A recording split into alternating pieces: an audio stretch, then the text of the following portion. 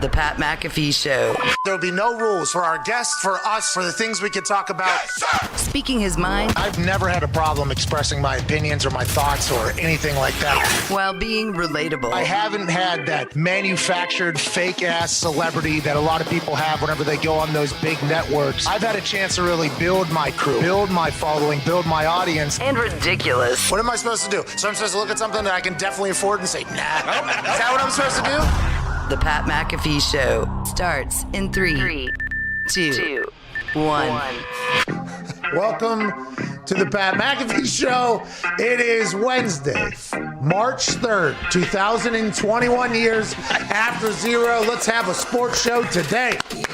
The boys are buzzing in the office, as am I, because in roughly 22 minutes and 5 seconds, we will be joined by MCDC, Motor City Dan Campbell, head coach of the Detroit Lions. Cannot wait to chat with him about everything that has taken place in his life over the last month or two, from his press conference to the decisions they've been making. I'm not allowed, okay? Hey, listen, this particular show operates much different than most shows, all right?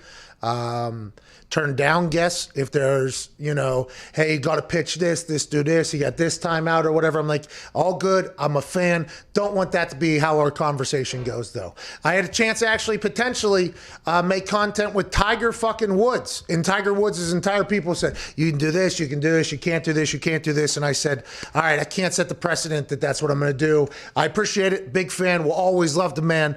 But that's not how this thing. They say, cool, they move on. So I try to set a precedent that I won't just, abide by these people's rules. Sure. I promise if you come on the show, you're going to look good, I would assume, okay? Mm-hmm. There's been a couple that have looked terrible. Shout out Jerry Rice, worst interview I've ever had in my entire life. There's some other people as well. We just didn't have good chemistry. But if you come on the show, it's probably going to make you look good, okay? You're probably going to have a good time. And whatever you're selling, we'll get to. Like, it's not going to be, though, it's not going to be like the thing, but we'll get to whatever. And by the way, we hope people become a fan of you so that whatever you do, they'll follow. So if it's a sponsorship, okay, they're a fan of the person, so no matter what the sponsorship is, they're going to go for it. The foundation, that's kind of the goal of the show. Let's not set any parameters or things we can't talk about. I got a message yesterday about my conversation with MCDC. He is not allowed, by the NFL's rules, like strict rules, he's not allowed to talk about Jared Goff being their quarterback next year or Matthew Stafford not being their quarterback, because that trade hasn't been official yet. The NFL says he is not allowed to talk about that at all. So I'll be intrigued to see how I dance around that. Would I have agreed to this conversation with MCDC if I knew that? Yes, because this isn't MCDC making these rules. It's the NFL making these rules. So I want to make sure that that's like known, going forward, that this is, but I don't know how the fuck I didn't know this until last night or this morning, basically. I got this message. What am I supposed to do? How are we supposed to, that's kind of that's where the team begins and ends, is we got a new quarterback. We got a new gunslinger at Ty Schmidt. How am I supposed to bounce around that? And how, I'm sure he'll be able to talk like, well, quarterback going forward is a guy who blah, blah, blah. So I'll probably say, let's say it's your quarterback next year. That particular player, what are you looking for out of that player? That's what we'll have to do. We'll just say quarterback X. QB1. QB1 there we go. Is what we'll do. QB1 at Bubba Gumpino. By the way, great shirt. Motor City Dan Campbell shirt you got on. Sure. I think he'll respect that, although he is a Metallica fan. MCDC, a playoff ACDC. I believe those two fan bases are kind of go head to head or whatever, because those two make incredible songs. I'm not 100% sure. I'm not in that community as much as I should be, but I can't wait to talk to MCDC about QB1 and Detroit and all the decisions they made. Just a comment the other day about being a true alpha, knows when to concede for the betterment of the group. I mean, I feel like this is going to be loaded with action. And also, today in the second hour, is it Head Coach Wednesday? It's Head Coach Wednesday. Arthur Smith, new head coach of the Falcons. 1 hour from right now. This man's father is maybe the most interesting man to ever exist. Ty was doing some research on his Wikipedia, looked into him a little bit. We shared a conversation this morning. Arthur Smith, who is now the head coach of the Atlanta Falcons, formerly of the Tennessee Titans, his dad graduated from Yale, Vietnam vet. Yep. Decorated Vietnam vet. Decorated Vietnam vet. He somehow got $4 million in inheritance money, starts FedEx. At some point after being a decorated Vietnam vet and taking his inheritance to start a Federal Express shipping or whatever they're buying planes company, it ends up at a point somehow back in the 70s, right? This is in the 70s? Yep. Late 70s, I think. Ends up at a point, the story goes, he's down to his final $5,000, okay? So 3.995 gone, trying to make the business work. He gets down to his final $5,000, goes to Vegas, gambles it, makes $28,000, refunds what he has going on for the gas in his vehicles. Now FedEx is a multi-bazillion dollar company. That's Arthur Smith's father. Now, if your dad is this human, I'd assume some of those traits carry over. I would assume the thought of, hey, why don't you go work at FedEx and just make so much money and probably a much different lifestyle. I assume Arthur Smith's been asked about that. He just loves football, just like completely addicted to the game of football, loves the game of football. I'd assume that he's very open about like, if this didn't work, I would. But I assume he still had to sleep on couches at offices. I assume he still had to run the printer. He had to hold the cards in practice. The fact that he chose to do that, knowing that what else is available for him, for me, I have a lot of respect for that. I don't have a lot of respect for rich kids, okay? I really don't, never have. But if once you meet them and you hear their story and they work their ass off for what they are, it's like, okay, I appreciate it. Which, by the way, large majority of rich kids. Whenever I say I didn't like rich kids, I mean, that was when I was growing up. Like, I was like, oh, that kid was born on third base, doesn't even fucking know it. Fuck that guy, fuck that guy, fuck that guy. But then you meet a large majority of them, it's like, oh, they all want to create their own legacies. And it's almost a burden sometimes mentally for them as opposed to anything else. You understand that. But the fact that this guy chose a path that is dreaded by people that are in the football world. So you hear a lot of football players that have dedicated their life to football be like, I never want to be a fucking football coach. The time, the energy, everything like that. Shout out to this guy. Cannot wait to talk to him about the Atlanta Falcons. And he worked his way up through the Titans organization. 2011 was a quality control coach. 2012 quality control. Then he became an offensive line assistant, tight ends coach, and then finally offensive coordinator and now head coach. So like he worked his way up the entire ladder. In the quality control is coffee, printing stuff, watching and dissecting tape into different areas.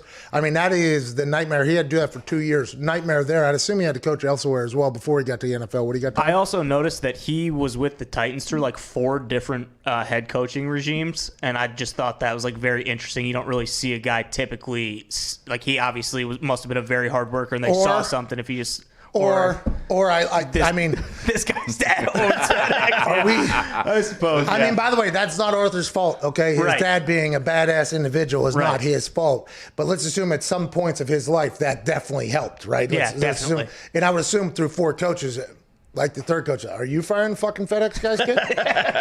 I mean, he's sleeping on a couch. This guy, his dad has just an absolute mega yacht. What do you have, Jay? FedEx is headquartered in Nashville, I'm pretty sure. So, or Memphis, yeah. So I mean, Jay worked at FedEx, by the way. Memphis, yeah. Jay got hit by a car while working for FedEx. We'll also ask Arthur Smith about that. Jay almost died out there. Almost gave his life carrying a package crossing a jaywalk, or crossing a sidewalk. Did FedEx He was help not him jaywalking. Did FedEx help you out, Jay? not really. Oh, I mean, they didn't have to. no. That's a bad vibe Did to you go report it, Jay? I didn't. I tried not to because I was fine. But when I got back, the lady called like somebody that she knew in FedEx, and it was a whole big thing. But it wasn't that big a deal. Yeah, Jay was getting sued for getting hit. My cheek dented her hood, I think. So That's the world we're in, by the way. This dude gets hit by a car. He gets sued for denting the hood of the car. Anyways, we will not talk about that to Arthur Smith, the new head coach of the Falcons, but maybe something we bring up if the dad is watching. Hey, you go, almost got my brother killed. He was trying to deliver a package for you guys, and then he got sued. We read a check or something. Can we just maybe little severance package? You see the guy's back now too? Yeah, seriously, all mangled. Did you see his back? That's unbelievable. Can't wait to chat with him. And then in the third hour, not a head coach, but a man who is beloved by everybody in this office. I'd assume the world. Bear from College GameDay. Yeah. Chris Fallica is his actual name. Everybody knows him as Bear from GameDay. He and I both gambled heavily on the West Virginia Mountaineers +4 yesterday at home against Baylor. A Baylor team that had been struggling for a while, but also a Baylor team that could have won the Big 12 championship for the first time in 71 years. Traveled into Morgantown to take on Bob Huggins, who was looking for his 900th win with an incredibly hot West Virginia Mountaineer team. West Virginia should have won that goddamn game. Okay, there's a couple situations that we just can't have. But I also saw some promise out of that West Virginia team. This West Virginia team might win the national championship. They made some big free throws down the stretch, not all. They seem to make some big plays in big moments, which is what you need. You have to have that it factor. But then they also blow it in some big moments. That West Virginia team is maybe the most talented team that I've ever seen Coach Bob Huggins have, just from a skill level, since the Elite Eight boys, I think, the team of the Elite Eight team. They could potentially go on it. But that Baylor team, got to give them a lot of credit. That thing went to overtime. Baylor covers somehow. Okay, they win by 5 somehow in overtime. And we'll talk to Bear about that a lot, because he and I were texting throughout that game. A lot of oh no's. Oh no. Oh no. Oh no. I can't believe that Baylor gets a win, but college basketball heating up. It was a great fucking game. Michigan got blown out afterwards by Illinois, and I don't need to hear any more Michigan people tweeting me whenever I tweet that West Virginia's going to win national championship, and that game goes into overtime, so you got to go to ESPN News to watch a Michigan game. Get this trash off the TV. Michigan, neither of these teams can beat Michigan, and then Michigan loses by 20 the next game, just moments later or whatever. Which, by the way, is going to happen in college basketball, but it's heating up. March Madness could be very awesome. And it's right here in Indianapolis and Bloomington and Lafayette, which is a 3.5-hour span from point to point of where people are actually playing. But it's going to get good, I think. The Horizon League started their tournament yesterday, and they had 4 games yesterday, and 2 of them went to overtime. There was a 24-point comeback, and there was a 3-overtime game. Like March Madness, if that was any indication of what this March is going to be like, it's going to be insane. Very excited for it. And I think they'll have 25% fan capacity, so hopefully there'll be a little bit of an environment. Shout out to the Penguins just rotting the Philadelphia Flyers last night with fans in the stands. Hockey's still happening. To be honest, not that. I mean, there's really nothing. Don't you dare. Right now, there's really nothing. You know, Sidney Crosby potentially got COVID, had no idea Goats got COVID. So that happened. They still win. Flyers stink. It's still the way it goes. They were rolling. Kasperi Kapanen, 2 goals. He had the cheeks clapping, and Carter Hart couldn't stop anything. Yeah, but Heads looked unbelievable. What I'm saying, though, in hockey, there's no storylines right now. There's nothing big coming up. It is not a time where if you're not an NHL fan, to be investing in the NHL. No. Let's save it for a couple months. Things will get kind of hot. Right now, college basketball is kind of going into the forefront. I am a hockey fan, an NHL fan, but speaking to the large majority of people that aren't, now is not the time to dabble in there. College basketball, though, now is the time to kind of peek your head in, because there's upsets happening, great games are happening, there's bubble spots on the line, there's a March Madness spot that a lot of people need to get in. It is now a time to peek your head into college basketball. We don't do a lot of that unless it matters, because people are here for one thing and one thing alone. They want to know about the biggest league in the United States of America. They want to know about the best sport in the world. They want to know about the NFL. And we got some good news for you. All hell is about to fucking break loose.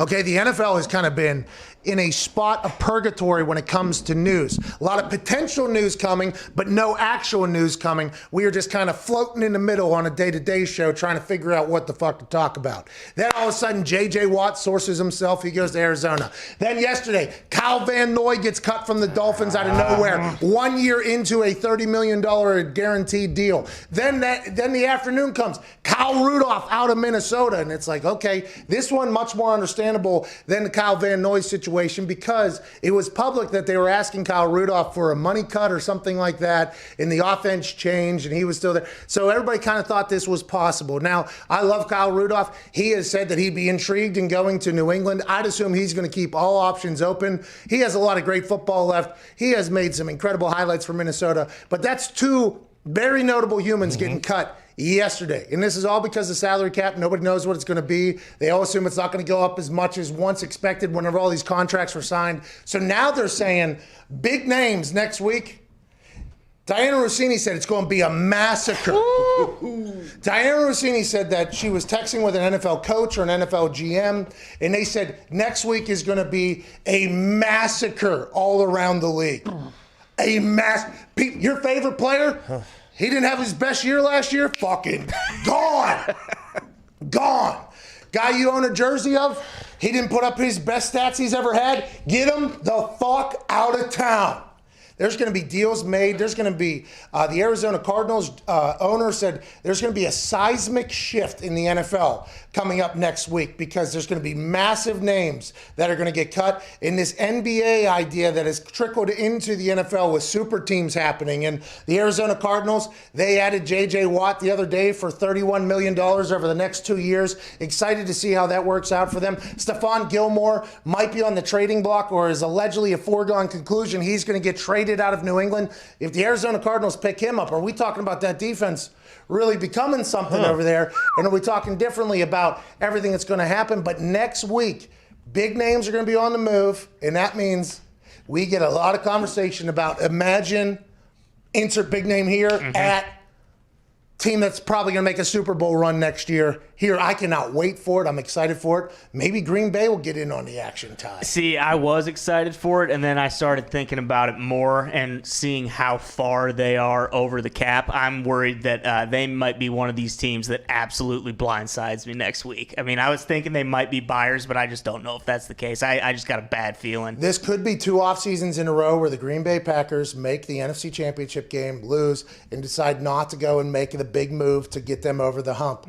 But they might be cutting people. Yeah. They might be getting rid of people. Now, it was talked about with the Green Bay Packers, their running back Aaron Jones, who his final game in a Green Bay Packer uniform this past season was not his best. He had a couple fumbles or whatever. But all season, Aaron Jones's growth was the reason why that Packers offense continued to grow. Got to have a great run game. Now, they got the sauce back there, A.J. Dillon, who was going to run over Boston Connor here in a matter of months or whatever. But Aaron Jones was a guy, became a guy. He was going to be a free agent. Gunther Kuntz, who is our favorite general manager in the NFL, Gunther Kuntz says, it's not an organizational philosophy to eschew the franchise tag. Okay, we had to Google it as well. All right, we had to Google it as well. Basically, that sentence says, it is our organization's philosophy that we don't use the franchise tag, right, is what he said. Although he says there are usually better ways to avoid it. He says he'll use the franchise tag on Aaron Jones if that is what's best for the Packers. It's very much case by case. Well, that's what the fuck we just asked you, Gunther. Okay, you would be the one deciding what's best for the Packers. Are you going to franchise tag Aaron Jones? Well, it is our philosophy to eschew the franchise tag. It's like, okay, so to not use it. So he really said nothing in this entire thing. Aaron Jones probably going to be a free agent. Some other guys potentially going to get cut. Maybe open some salary cap, maybe become some players, though, in this entire thing. I don't know. I mean, I feel like if they were going to be players, they were going to be very aggressive. But like you said, I mean, I really have no idea what to expect of who's going to be available next week if it really is a bloodbath. So I'll keep my fingers crossed. They could maybe, get that 1 or 2 pieces they really need just fall into their lap next week. Do we have that graphic that was made by Mitt? I mean, it was an interesting graphic that was made for sure, but at least had some of the names up there. There are some names being talked in. The first time I ever worked at NFL Network, all right, out in California, okay, hold on, Z, we'll get there in a second. The first time I ever worked at NFL Network, I sat in a pre-production show meeting or whatever. It was this big-ass table in an office, and the conversation was, who's going to be a surprise big-name cut this season or something like that, right? And this is my first time ever in a meeting, and they all just go immediately to the salary cap, and they just all read off the highest paid big name player, which is normally hand in hand there, who didn't have a good year last year, and you're like, oh, these people are all going to get cut probably. So that isn't normal in the NFL. If you're a high paid player that doesn't have much guaranteed left in that thing, and you did not play your absolute best football the year before, you're probably going to get moved or cut if your team is in an interesting state. This year, with the salary cap not really going anymore, that's going to get amplified even more so. It is insane to think about. So that's why whenever you see a player take a contract that has the most amount of money available for him, instead of going somewhere else that's maybe a good story, this is why. Because the NFL views it exactly as a cut that motherfucker, I don't care about that, I don't care about that, his best days are behind him. Oh, we still got to be able to put a team together. Our fans will understand, let's get rid of him, let's move forward. Where when the player does it, it's like, oh, selfish asshole, selfish prick. It's like, well, I still got to be able to put my team together. I mean, my house, how do we do this whole thing? So I think with these names on this list, though, this is just like the beginning of this thing. Jimmy G, nobody has a clue what's going to happen with him. Lynch says he really believes Yeah. That he's going to be. I really believe that he's going to be the starter. It's like, okay, you can tell us. Teddy Bridgewater, he's allegedly been on the move. That would save them $2.9 million in the cap. That doesn't sound like that much, but when the cap doesn't move, that's potentially 2 more players on your team. Then Riley Rife, you know who that is, offensive tackle for the Vikings. That's potentially a $12 million.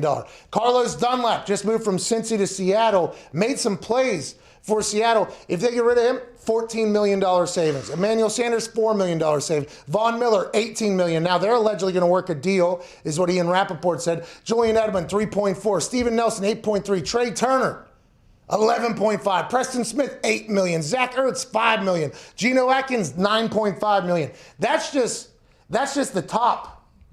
Now, if they're going to double or triple that, there's just some fans of some teams are going to know nobody on their team. It's going to be a brand new league. It is going to be very interesting. We have to get to a break. As we get to the break, I want to, everybody please send positive thoughts to this incredibly angelic voice coming through your speaker right now. Jacob Trago, one half a Year of the Buffalo, a band that we, respect and appreciate their musical abilities in him as human. Was diagnosed with stage 4 colon cancer this morning. He will beat this, obviously, but he would definitely be a person that we should send our positive thoughts and vibes. Trago, we love you, brother. This ain't nothing, all right? Beat the shit out of this. Can't wait to hear your incredible voice and your musical and artistic abilities on the other side of this thing. We appreciate you mutual. We got to get to a break on the other side. MCDC, Motor City Dan Campbell will join us. If you want to, you can go ahead and stream some Year of the Buffalo songs today. Spotify and other places, maybe to help them out a little bit as they go through this. I've been in contact with him. We'll set up some beautiful stuff. MCDC's on the other side. Let's have a goddamn Wednesday. We'll see you in 4 minutes.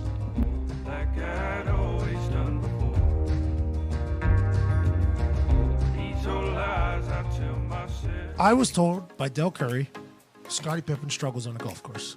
Right? Right. I was told at that thing that I'm going against Scottie Pippen the next day, match play, heads up, one-on-one Scottie Pippen. So we decide, okay, we could probably have a couple drinks, stay at the casino a little bit longer than we should. Representing the NFL out of the Shoeless Golf Club of America, Pat McAfee. His opponent, representing the NBA, Scottie Pippen. You know what I mean? This guy's got 6 rings. Yeah. He's a fucking Hall of Famer. But today he's going to play against me. And then I start seeing Scottie hit some shots that are just starting to come together. And I'm like, wait a fucking minute. I think I was lied to. We were lied to yesterday. We were told Scottie Pippen was a terrible golfer. Bro, he's Scottie fucking Pippen. Going in the back 9, I think I was down 1. We were battling. But I started making putts. And Scottie Pippen went ahead and got real hot. I mean, real fucking hot. I was down 3 with 7 left. And I looked right in the camera, and I go, so we're down 3 with 7 holes left. Scottie Pippen's about to get this work. Scottie Pippen from 190 yards out just fucking dunks it. Fucking boom, bang, and then walks up to the green, gets the ball, camera's on him, and he goes, Pippen ain't easy. Kidding me? All right, down 4 with 6 left after Scottie Pippen just chips in from fucking 400 yards out. I was fucking demoralized. Pippen ain't easy. By the way, best he's ever performed at golf, because I'm around, better teammate than Jordan. Yep. People forget. Oh, yeah, I told Dell, I was like, Dell, what the fuck you lying to me? He was like, well, I saw it yesterday. He was not great. And Greg Anthony told me, and I was like, Dell, he buried me, Del Curry. He buried me. He was like, hey, Pippen ain't easy. Yes, baby, it's time to celebrate. Talking about a shotgun and beer after he had beat me. Obviously, I teach him how to do it. Yeah, put a hole in there. It might spread a little bit, so. Yeah, so you're going to go here, and then you're going to open and flip up. Does that make sense? Congrats on winning the NBA a couple of times, blah, blah, blah, blah, blah. And being an incredible golfer. Right, well, cheers. Appreciate it.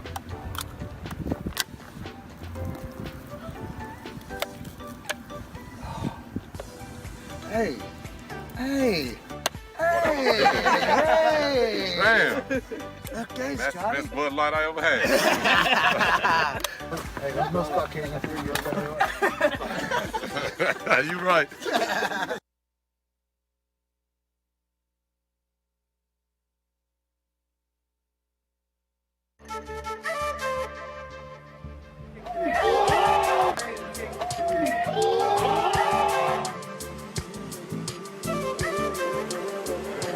Shinigami fighting out of Lancaster, California.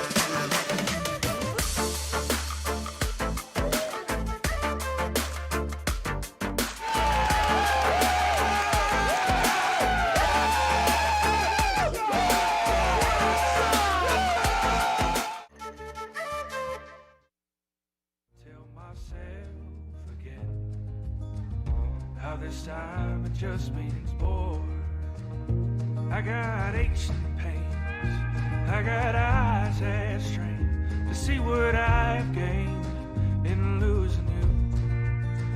I can't sleep at night, I should have held you tight, thought I knew wrong from right, but that ain't true. This your road I'm heading down. Giving the old white guys something to complain about. It's the Pat McAfee Show. Welcome back to that show. Joining us now is a man who took the world by storm with one press conference. Man who was introduced as the head coach of the Detroit Lions, sent the world into a tizzy. What is this man talking about? Gnawing kneecaps, getting back up, doing it again. A man that has since that day put together an incredible coaching staff, made some moves, revitalized an energy in a city for a team that was potentially dying off. Joining us right now, head coach of the Lions, MCDC, Dan Campbell. Yeah! What's going on, guys? Pleasure to be here. Coach, you're electrifying. You know it. I know it. The world now knows it. Thank you so much for joining us. Shane Leckler, good friend of mine, sent me a text immediately following your opening press conference and said, hey, Dan was my roommate in college. He is electric. He's a big fan, as is the world. Before we get started, we normally have a guy that is our producer, and I think we're the only show that is listened to in all 50 states that has a Detroit Lions diehard fan as a member of our show. He's on vacation this week. When he heard you were coming on the show, he was so heartbroken. He made a video. I'd like to lead off with his question, Dan, if that's okay. Yeah, let's do it. Is Foxy? Yeah, Foxy. Oh my God, he is gonna. Hey, he just lost it right there. Please run that off. Don't sleep on the Lions in this combo. Pat, it's been a weird year. Why not the Lions this year? One day will be our year. Okay? Someday. That's why we're still here. They're still gonna go 10-6 and win a playoff game. This draft, this is the turning point. 10-6 and win a playoff game. This is the year I get to see a playoff win, Pat. We're gonna go 10-6 and win a playoff game. Now until the first game, I have hope. 10-6 playoff win. Book it. Oh, he dropped it.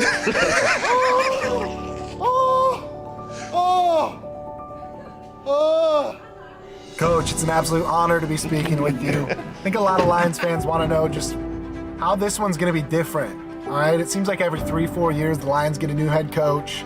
It seems like the rebuilding process has been happening my entire life. 26 years old and I've never seen a playoff win for the Detroit Lions.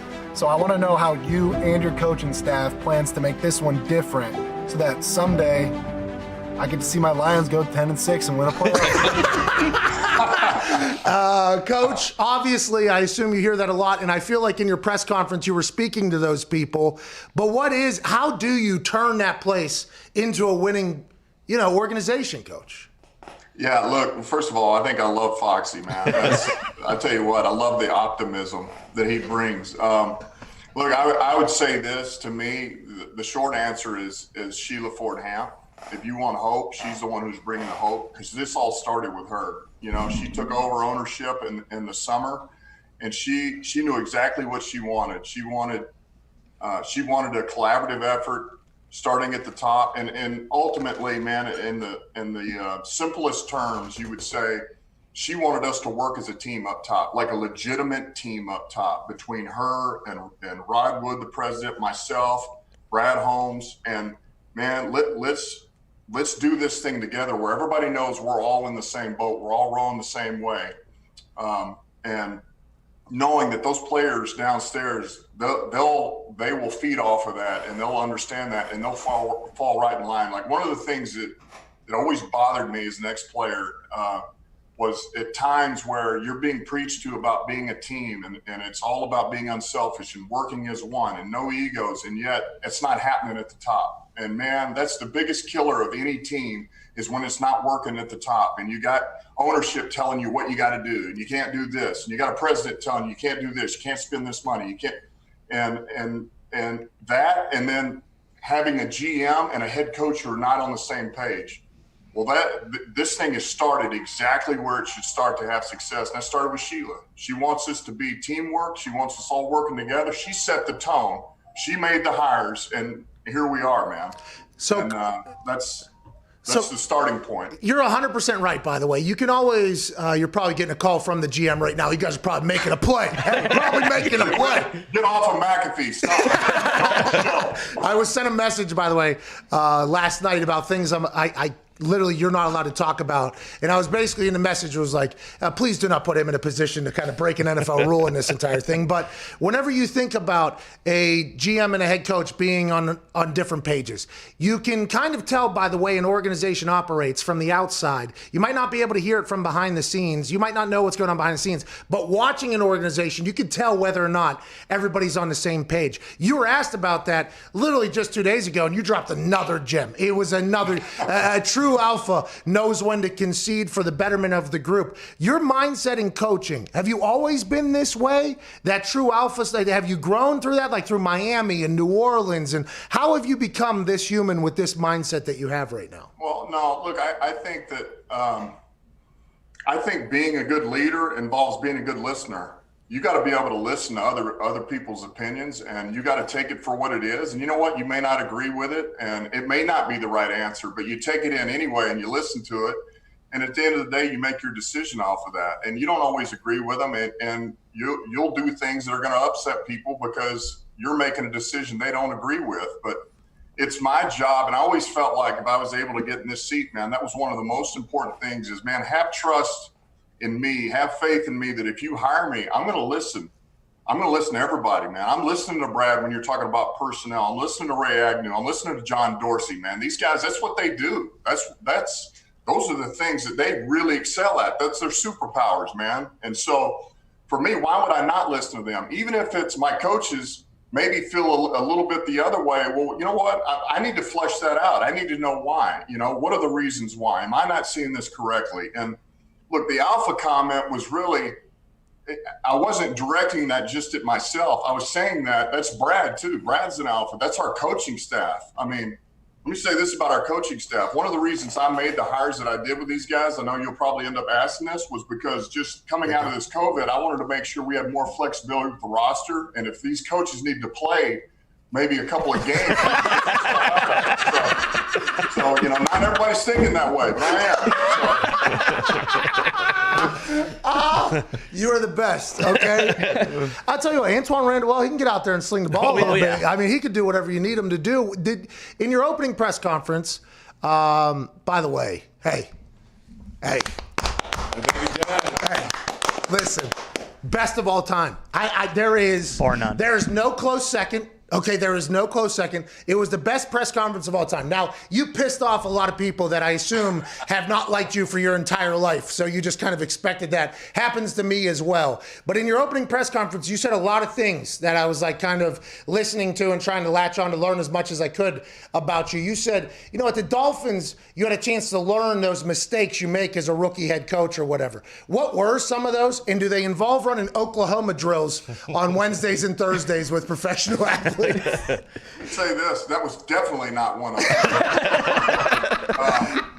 But in clarification, it was never the Oklahoma drill. It was one-on-ones with all the teammates watching. That's all it was. Oh, one-on-ones. Hey, that got mismarketed then, because absolutely all us ex-players were like, fuck that guy. Absolutely. It was not Oklahoma. It was simply one-on-one pass rush versus an offensive tackle pass protecting. It was a receiver one-on-one running a route in the red zone versus a quarterback. That happens every day. The whole team surround them. Yeah, that was all. Listen, we never did Oklahoma drill. Okay, good news. What did you learn? If we could, we would. But What did you learn? What were some of the mistakes you think, and what did people not expect whenever they become a head coach? You hear like Chuck Pagano, for instance. He was one of the best player coaches probably that he had ever seen. Baltimore, he was at the U, he'd been around. And then he said, you become a head coach, and it's just like, you barely, it's like not even a part of it anymore. What were some of those rookie mistakes you got a chance to get out of the way in Miami that now you know and can adjust for going into Detroit? Yeah, well, look, I think the first thing is just managing your time. That was hard for me. Because it's just what Chuck said. I got a lot of respect for Chuck, by the way. He's a hell of a coach, but just the fact that, man, you sit down and you're like, here we go, man. I'm going to dive into this opponent, offensively, defensively, special teams. Dig my teeth into this, and all of a sudden you're like, hey, man, you got your media session right now. Oh, all right. You go run down there, and then the next thing you know, hey, listen, we need to work on this chart for the plane. We need to make sure we got the guys sitting where you want them. Who's in first class, who's riding. Oh, all right, I got it. All right, hey, listen, can you make this call? There's a couple of these sponsors that'd be good if we reached out. All right, got. And so by the end of the day, you're sitting down. It's 10 o'clock at night. And you're just about to start on the opponent. And that was one. It's just, man, being able to make sure that you make the most of your time. Two was, this got hard for me, is, man, not to micromanage. You feel like you're trying to do everything, or you want to do everything, and you just can't do it. And that's why, now it was different because I had gotten hired as the interim, and so you're taking this over, whereas like this time around, I'm able to hire my coaches. And so that's why I made the hires I did, because these people, I can trust these guys. These are my hires. And I know exactly who I'm hiring. I know what they're capable of. I know that, I have all the confidence in the world that Anthony Lynn's he's gonna put a good game plan together. He's gonna have the offensive role, and AG is gonna have the defensive role, and Dave Phipps special teams. And then I'll be able to just kind of go in and implement what I want, and kind of any little tweaks I want to do to it. But I don't have to be involved in trying to, hey, how do I really build this game plan and those things. But I'll tell you that this is the one that haunts me this day that I'll never forget. Is we were playing at Buffalo, and it was right before halftime. We're getting beat, and it's one of those where, man, if we can score, particularly a touchdown, you're going to feel much better going in at halftime, give you a little momentum. And it was one of those, man, we dump it down to Lamar Miller, and he's running. You'd love for him to go down, and But he didn't. He's trying to make a play, and he goes and he runs, he gets tackled, and the clock's still running. We have a timeout in our pocket. We actually have 2 timeouts in our pocket. And we were playing Rex Ryan, Buffalo, and so I knew, boy, he loves zero blitzing down in the red zone, and I just didn't even want to give him that chance. The problem was I had never told my freaking coaching staff that, hey, we may just go hurry up to the line back in the red zone and see if we can catch him off guard. Yeah. And so they're all waiting for a timeout, and I'm yelling, hurry up. And so we're trying to get to a play. Tannehill's trying to get to the best option. Where's the mic? What are we doing? And it was a freaking cluster, man. And long story short, we ended up going for it on 4th and 1, got stuffed. We go in with no points in halftime. We get our ass kicked. And I put that on me. That was my fault, man, 100%. You learn a lesson, man. So whenever you're talking about those situations, like situational football, right? Everybody that's ever been in the NFL knows that the media always goes, hey, Patriot way. Okay, the Patriot way. Good situational football, knowing what to do in right times, working hard and everything like that. Situational football, I do believe, is a massive part of the head coaching requirements. Now we got, I think, and I'm going to say something, I assume you're going to agree with me. I'm not sure, though. I think a lot of people, they have the stats as an excuse, right? I think a lot of head coaches almost, and you don't have to say this, I'll say this, but the stats or the data told us that we should go for it. So if it doesn't work, it's not the person, it's the data, really. But with the data, you can make much more informed decisions. How will you manage that? Because it feels like the NFL is becoming a fully analytics world. I'm not sure you're that type of guy just by looking outside in, but you seem like a guy who's definitely going to take that information in. How will you make those decisions? And do you see yourself being more of an aggressive person or kind of a neutral guy? No, I don't strike you as a numbers guy. No, yeah. Yeah, just whenever I heard you, I was just like, you know what? I'm not 100% sure this guy is just going to be listening strictly to the analytics guy. I just kind of a feel I had. I got through addition and subtraction. No, it's funny that you bring that up. First of all, if you want to know how I'm going to handle one of those, if I go for it on 4th and we get stuffed and they say, man, do you regret that decision? I'm going to be like, well, F yeah. I mean, we didn't get it. What do you want me to say? Had I not, maybe we. So yeah, it's easy hindsight to go back and say, my God, man, I wish I wouldn't have gone for that because we got stuffed. But I think analytics has got to be a tool, and I do think it's an important tool to use. But you know as well as I do, and the comment you just made, that's fine. That's all fine that the numbers say when to go for it, when to not go for it, when to go for two. But tell me at what part of the game we're in, how's our defense playing, who's the quarterback who's on the other sideline, and then let's decide what we want to do. So, you know, if everything is lined up properly and everything looks good and it's even teams and you feel good about where you're at, then yeah, you go by the numbers. You know, I think there's validity in that. But man, to just say you're blindly going to lean on analytics, it makes no sense. Not in this sport. It just doesn't, man. There's a physical, there's a mental element to this game that's different than any other. And so to me, it's just a tool. It's a tool to have in your toolbox if you need it. Let's talk about the mental part of the game. The leader of a team is the quarterback, okay? And I got the email, all right? So I got the message. QB1, though, for a team that you're coaching. All right. Mm-hmm. What are you looking for out of QB1 quarterback that's going to be a part of your team? Like, are you, because we all know we're in the game, the quarterback is immediately the leader of the team, whether he likes it or not. Like, that is just how it is. The payment structure is that way. He touches the ball every single game. We go as you, or every single play. We go as you go. What is your mindset with the quarterback, QB1, and what do you expect out of that person to lead your team? And this is going to be a reload is what we called it whenever Chuck became, as opposed to a rebuild, it was a reload. So you guys are going to probably take some lumps here, I would assume, at some point through this thing. But what are you looking for out of QB1 going forward? Yeah, I would say you're looking for a guy who's a winner. You're looking for a guy who's competitive. I think that you're looking for a guy who knows how to calm the storm, you know, when things aren't going great or not going your way. And it's just you and the other 10 in the huddle. He's somebody that, man, can keep everybody just on an even keel, keep them lined up, keep them focused, keep them, build them up with confidence, man. And to let them know when they look at him in the eyes, they know this guy's ready to go and he's going to do his job as long as I do my job. I think those are the big things, man. I'm not worried about a guy that, you know, hey, we need this guy to go out there and throw it 50 times and win the game for us. To me, that's not fair to a quarterback, and there's very few that can do it in this league. And so, I think the guy needs to be tough, and he doesn't have to be a rah-rah tough run around, you know, but there needs to be a quiet toughness about this guy, you know. Hey, your team is going to your team resembles the coach. Like that, that's just how it goes. I am so excited to see this. You know what I mean? You are a spark plug of energy into the coaching ranks that I don't think we've ever seen anything like you before. I mean, we have, I guess. There's been coaches that have been like this.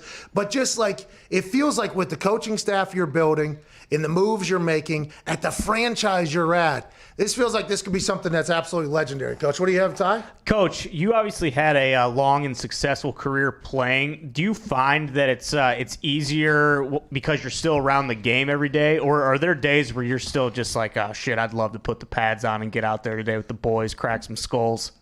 Well, you always have that urge, but reality sets in, and I'll be honest with you. I would say probably about 5 years after I retired is when I was done. The first 5 years after retirement, man, it was real difficult, very difficult, because you're just like, you know, particularly when you get some of these young players you're coaching, you're like, man, I know I could step in right now. Like, get out of the way. I'm going to show exactly what you got to do. And so it was. But since then, reality sets in, and you realize, all right, man, your time is definitely past, you know.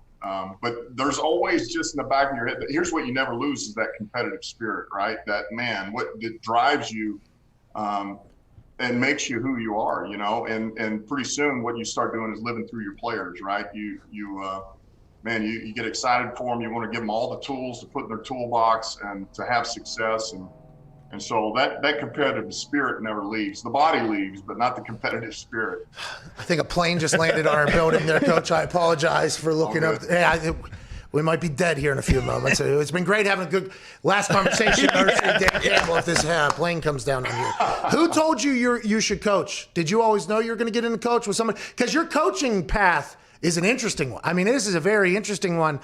Who told you to get into it? Did you always feel like you're going to? And when did you know, like, okay, this is going to be good for me? Because now you're only one of 32 in the world at what you do. So congrats to that. Yeah, well, let me say this first of all. I swore up and down.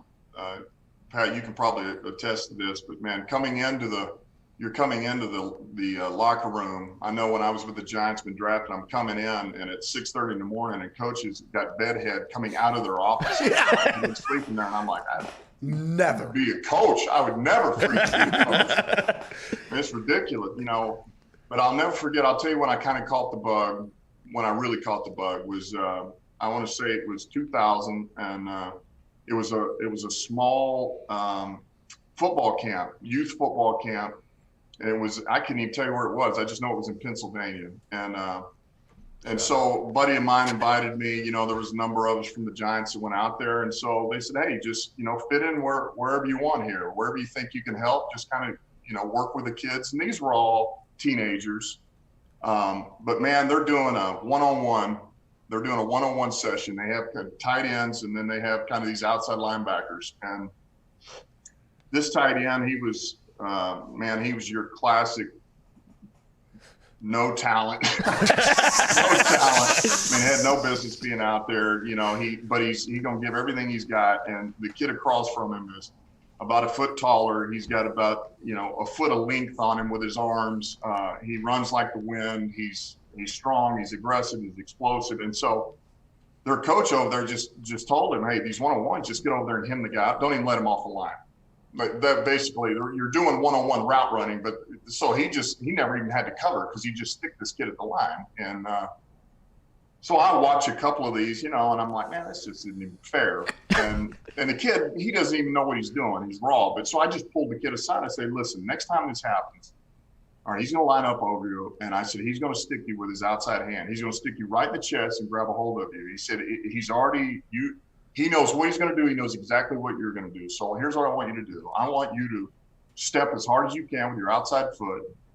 And I want you to throw your head and shoulders to the outside with that foot so violently that you almost knock your freaking head off your shoulders. All right. It's whiplash. I want you to do that so hard because what will happen is he's going to move that way and he's going to miss when he tries to punch you. He's not going to be ready for it.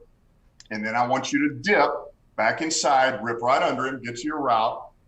You get to the top of route, 10 yards, all right? And I want you to break down. I want you to snap your head to the inside, just like I told you on the outside, so hard that it almost gives you whiplash. That's it. He's going to be trying to run to catch up. He's going to bite on that move, and he'll start running to the basic while you're breaking out. And I'll be damned, that kid did exactly to a T what I said. Now, we'd worked on a couple of things there, too. I just kind of showed him what I was talking about. But his next rep, he went up there and did exactly what I told him to do, and he crushed the kid. I mean, he crushed him. And the look on the kid's face, I'll never forget it, man, to this day. The look on the kid's face, he was just, I mean, you can't replace it. It was one of the greatest feelings ever, and I felt so good for him. And he was like, you know, I can do this. You know, I can do it. I got something now I can work with. And that kid turned out to be Kyle Rudolph, who is a free agent currently. Diggs, what do you have? Coach, being from Pittsburgh, you just remind me of Bill Cowher, so I automatically love you. I just wanted to let you know that. But you talked about what you learned being the interim coach in Miami, but what did you learn your 5 years being under Sean Payton, who's one of the best coaches in the NFL? What is the one thing that you learned from Sean that you're going to take into the Lions? Yeah, I would say the ability to put players in the best position to have success. I would say being able to use the roster, everybody that goes to the game, all 53 or 55 as of last year. If you're going to the game, we're going to use you for what you do well. Like I use this term superpowers, man. I love the Avengers, right? So. But the superpowers, man, what do you do well? And I don't care if you're a receiver and you're a blocking receiver. And maybe you're not going to be the greatest route runner ever, but yet you're tough, you're physical. We'll do play action pass off of that and just throw you a bone every once in a while. You'll be wide open. But in the meantime, I want you to kick the crap out of some of these safeties and corners, man. That's your job. That's what you do. And you do it well. You do it better than our number one or number two receiver. Well, guess what? We got a role for you. You can play 15 plays plus special teams. You know, we're going to put our halfback, man. We're going to put you in position to have success. You're going to run choice routes on will linebackers, man. We're going to put you out in the slot and let you go to work. if we think they're going to walk that linebacker out. Tight end's no different. But let's put guys in the best position to have success. Sean did it better than anybody else. And anybody that played the Saints would tell you, man, it was a nightmare to play us because of so many personnel groups we'd roll in and out, man. It was nonstop rolling of personnel groups. But yet those guys we put out on the field, we asked them to do things they did very well. And very few times did we ask them to do things that they weren't as good at. And I thought that was one of the best things that Sean did. Just from his time. And look, he knows how to relate with players, man. He gets it 100%. And then let me go back to what you said, Pat. Yeah. Because you kind of asked this, and I didn't answer it. I'll tell you. Here's the other thing I learned that is important, man. I would say until I got to Sean as a coach, I would tell you I was more conservative, more of a conservative type thinker as it goes to this game. Much more traditional.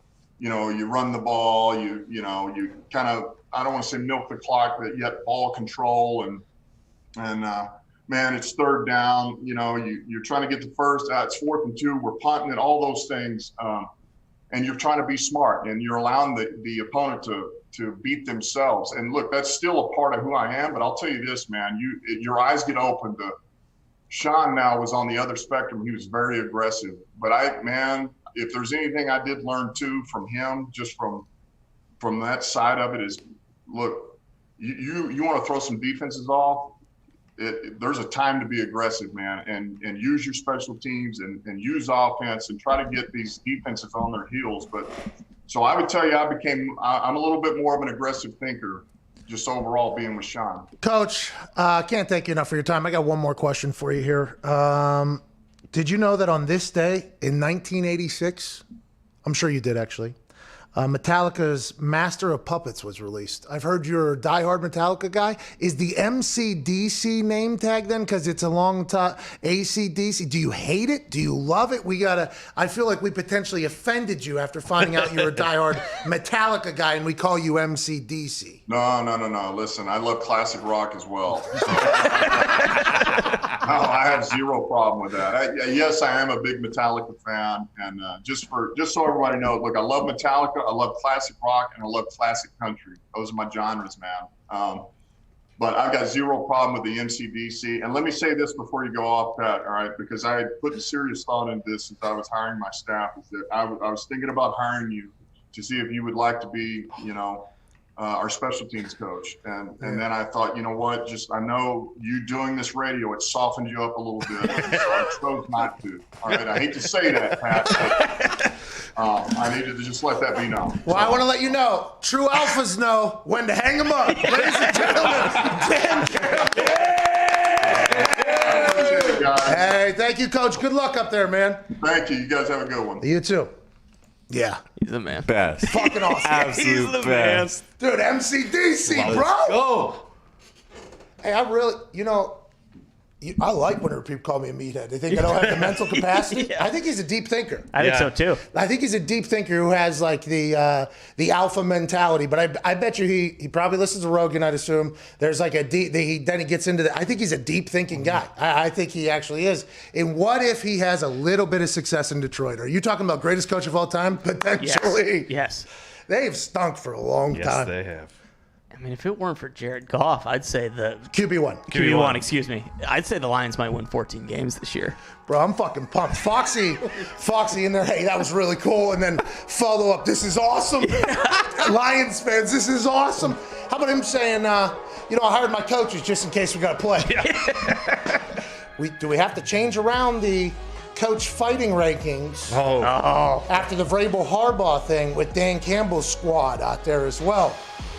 These are things we'll have to analyze in hour 2 of the show. Hour 1 is wrapping up. Big thanks to Motor City Dan Campbell, MCDC, for joining us. On the other side of this break, we have Arthur Smith, new head coach of the Atlanta Falcons. I think it's going to be different, but still intriguing. Yeah. One of the most interesting lives of all time, just strictly off of who his father is. Now he's the head coach of the Atlanta Falcons, and I believe everybody that's ever spoke about him says they love it. Arthur Smith's on the other side. Go and take a 6-minute shit. We'll see you on then. Yes, you get it.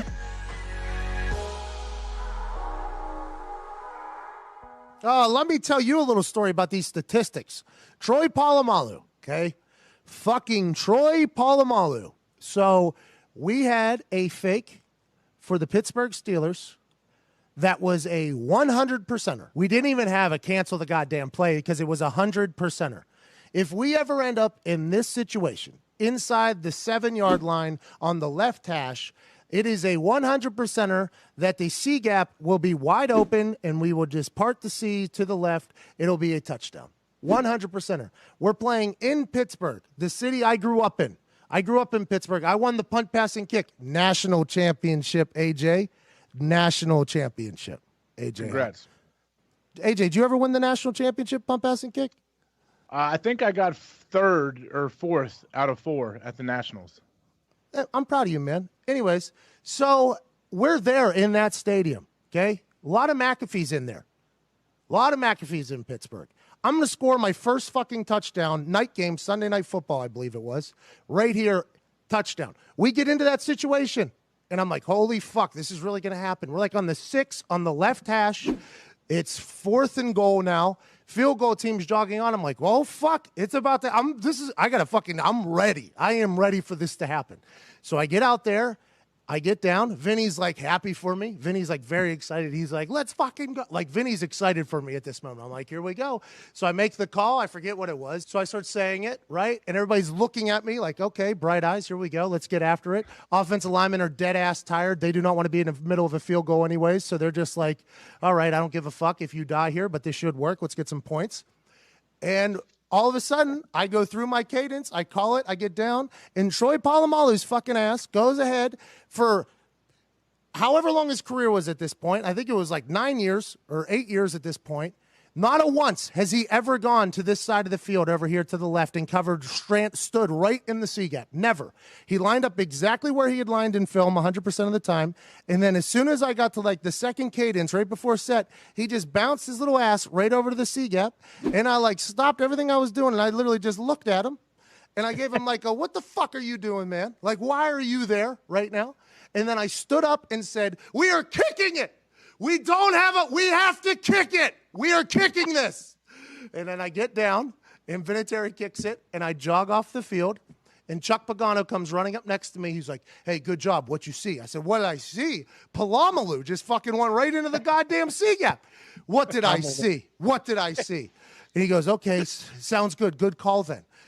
Good call then. And then Vinatieri's like, hey, way to go, buddy. I'm like, way to go?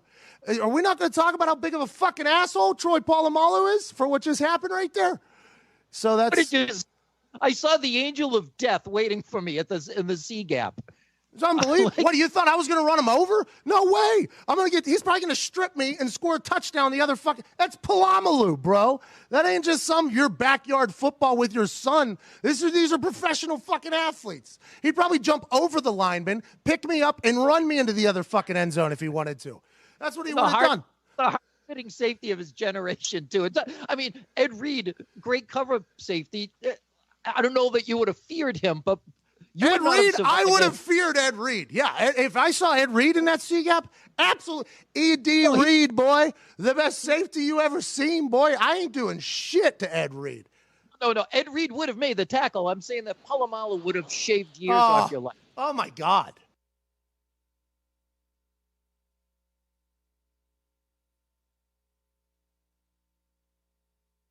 Look, I don't understand the whole legal gambling thing. I've been gambling illegally my whole life. I don't get what you mean by Fanduel Sportsbook.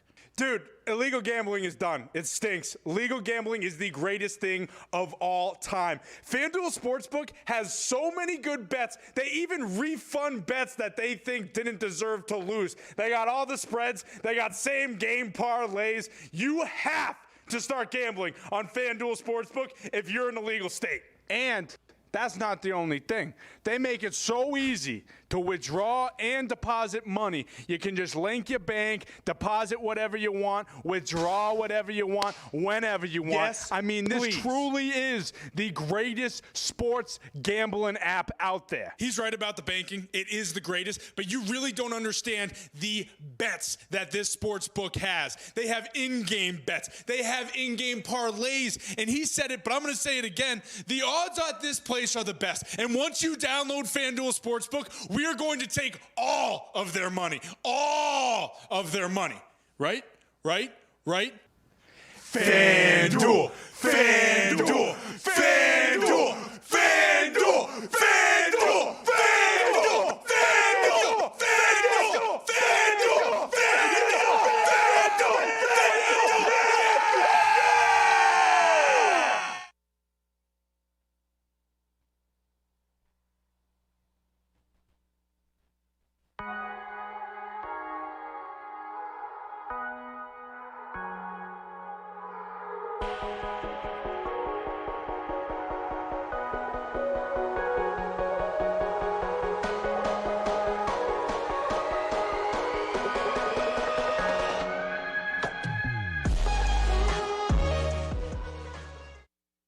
The Pat McAfee Show. There'll be no rules for our guests, for us, for the things we can talk about. Speaking his mind. I've never had a problem expressing my opinions or my thoughts or anything like that. While being relatable. I haven't had that manufactured fake-ass celebrity that a lot of people have whenever they go on those big networks. I've had a chance to really build my crew, build my following, build my audience. And ridiculous. What am I supposed to do? So I'm supposed to look at something that I can definitely afford and say, nah. Is that what I'm supposed to do? The Pat McAfee Show starts in 3, 2, 1. Welcome back to that show. Wednesday, March 3rd, 2021, years after zero. Hour 2 on SiriusXM Channel 82. Mad Dog Sports Radio will begin right now. Shout out to Twine for that beat drop. We just got off the phone with MCDC. Am I a Lions fan? Yeah. And that guy was fucking awesome. I got a lot of tweets from people, by the way, after that press conference, thanking us for not completely burying the DJ. He stirred the pot. Now, in Detroit, I assume a lot of Lions fans said, oh, we love this guy, let's go. Now, I'm just basing that strictly off of Foxy and the other Detroit tweets I saw alongside Foxy's tweet. But the national narrative about this guy was, how's this guy get a head coaching job or whatever? Mm-hmm. After talking to him, I wish that guy was a head coach whenever I was playing. What an electric factory. I think he's a deep thinker. We talked about this more. We said this. I think he's a very deep thinker. I think people, whenever he was called a meathead or whatever, I think he does enjoy it because it's nice to act as if you're the dumbest person in the room. Let me tell you why. You learn a lot about the people in the room quickly whenever you act as if you're the dumbest person in the room. So whenever people say, oh, he's a meathead, he automatically knows that everybody is going to underestimate his potential depth, or he is just a meathead and that's the case. But it feels like he was a deep thinking individual who's going to be a great head coach. Yeah, absolutely. Also, I don't think you can discount, obviously all coaches want to win and everything, but the passion he has and everything, that it doesn't feel fugazi. It feels very, very genuine. Are Packers fans scared of what's going on in Detroit, Rock City right now? I mean, no, as long as Raj is still playing, they're going to beat the brakes off the Lions, but I really do want the Lions to do well. Yeah, me too, actually. He was charming. Witty. You guys. He's hope. He's literally hope for an entire city. He is. That's what he is. And by the way, that city, Red Wings are terrible. Yeah. Tigers are trash. Mm-hmm. Pistons stink. They all stink. If the Lions get going, he's going to be loved. Speaking of, a city that has deep football history. Deep College Football Hall of Fame is there. Mm-hmm. Mm-hmm. This team was in the Super Bowl years now. Listen, that story is not a super positive ending, but that team still got to the Super Bowl. Now they have a brand new head coach who is joining us right now. Head coach of the Atlanta Falcons, formerly offensive coordinator for the Tennessee Titans, ladies and gentlemen, Arthur Smith. Yeah! Hey, let's go, Coach. How are you?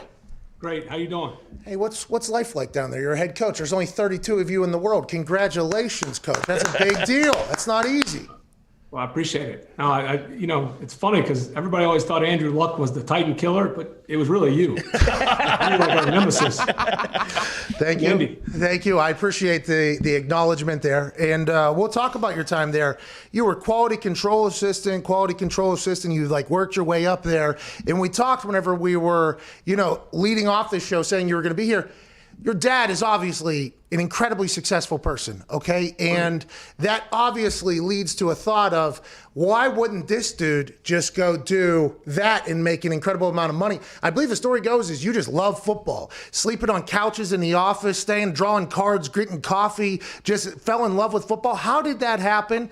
And has it always been this way? Have you just been a football addict basically your entire life?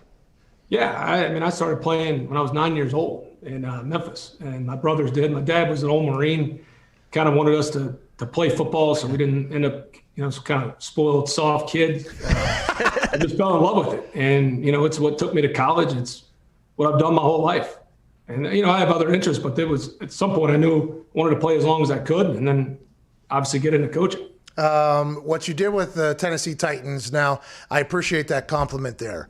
A couple onside kicks, a couple fakes, that. Oh yeah. But and then I love the bravado after. Well, Coach, I had to let you know. I don't get that type of opportunity often. You guys just so happen to see a lot of the only opportunities I had to do things. I had to celebrate a little bit. But what you were able to do down there with Tannehill, right, and Derrick Henry, and that offense becoming something that maybe most efficient in the NFL, depending upon stats. How did that offense get created in your mind? What was it about Tannehill that maybe you were able to find something in him that maybe nobody else could see from back up in there? How did that offense that you had massive success with in Tennessee come to be, you think? And how does your offense, how is that going to translate to what you're taking to Atlanta? Yeah, there were a lot of variables that came together in Tennessee. Ryan really fit what we were doing, but there was other pieces. With our offensive line, with Taylor and Roger and Ben Jones and then Nate Davis, and then we had Jack Conklin and Dennis Kelly was a big part of it as well. And then the receivers. Getting A.J. Brown was a big part, Corey Davis, and then the tight ends. Well, being a tight end guy, I would love using multiple tight end sets. We had a lot of tight ends that helped, and Jonnu Smith. Obviously, we had Delaney for a long time. And then you had Derrick. And so we felt like we were a pretty big physical offense, and we had a lot of guys that could create yards after contact. And so Ryan was a perfect fit. He's athletic. There was a lot of plays that, you call those keepers, and if it's not there, he takes off and he'd get you 8 to 10 yards running. So then now you get into Atlanta, and as we're currently set up, Matt's at a different point in his career. Matt's been very efficient as a passer. We got a lot of strength on the outside. So we're built a little bit different. Feel good about the line here. So we'll still try to play that style, but we may move the ball around a little bit different. Okay, so that was the interesting thing last season. There was, new coach, new beginnings down there in Atlanta.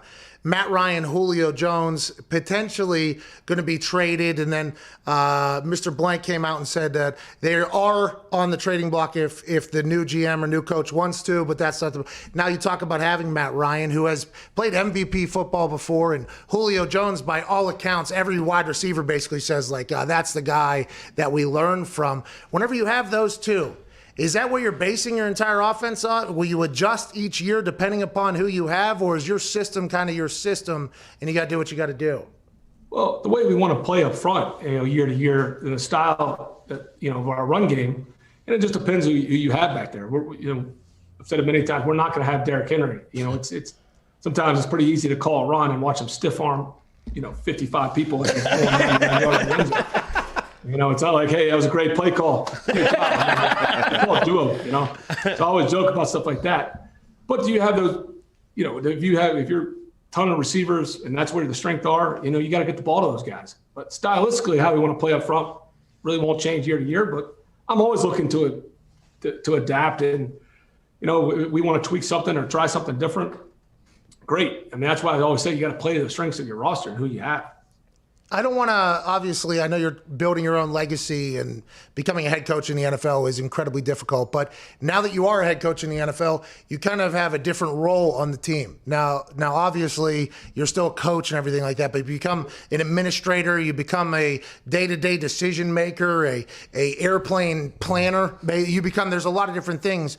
With your dad having this incredible leader, is there anything that you potentially lean on? Is there still any give and take, even though the worlds are two completely different worlds, in the shipping world and the football world? Is there anything that you can take from him or his experiences and kind of apply it to what you got going on?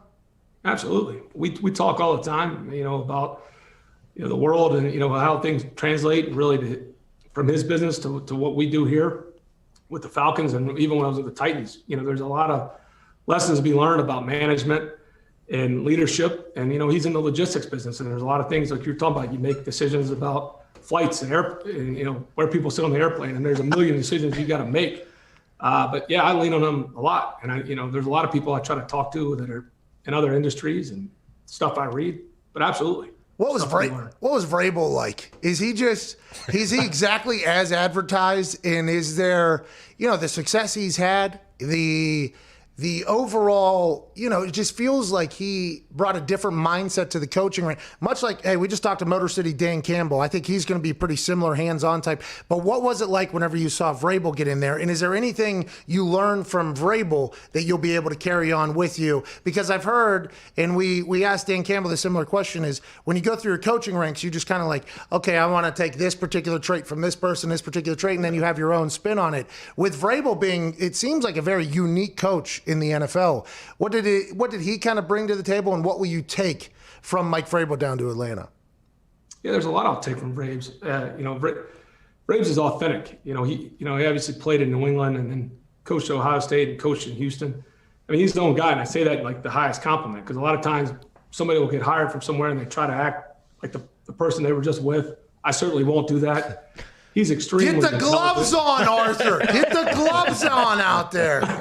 He's by far, Vrabel's the funniest guy I've ever worked with. Like, it didn't mean to be. He's so sarcastic. And it's like a machine gun on the practice field. That's his best talent. He can rip somebody and then he realizes somebody else and just goes right down the line. Sometimes you try not to laugh because it's so damn funny. The Vrabes was great. He helped me out a lot, and I'm very thankful for working with him. Diggs. Speaking of Vrabel, and we just had Dan Campbell on, and we had this conversation. We had a tail of the tape when Harbaugh and Vrabel got into it at midfield. Yeah. And that was a no contest. But Vrabel versus Dan Campbell, that's a closer match. Who are you taking in that situation?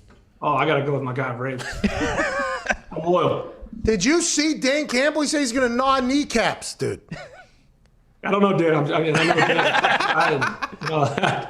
But I got to go. I'm loyal. I'm going to go with Vrabes. When you had your opening press conference, was there like the good news is, I guess, in your eyes probably is it didn't make national news. Okay, your opening press conference didn't make national news, which in your eyes probably good news.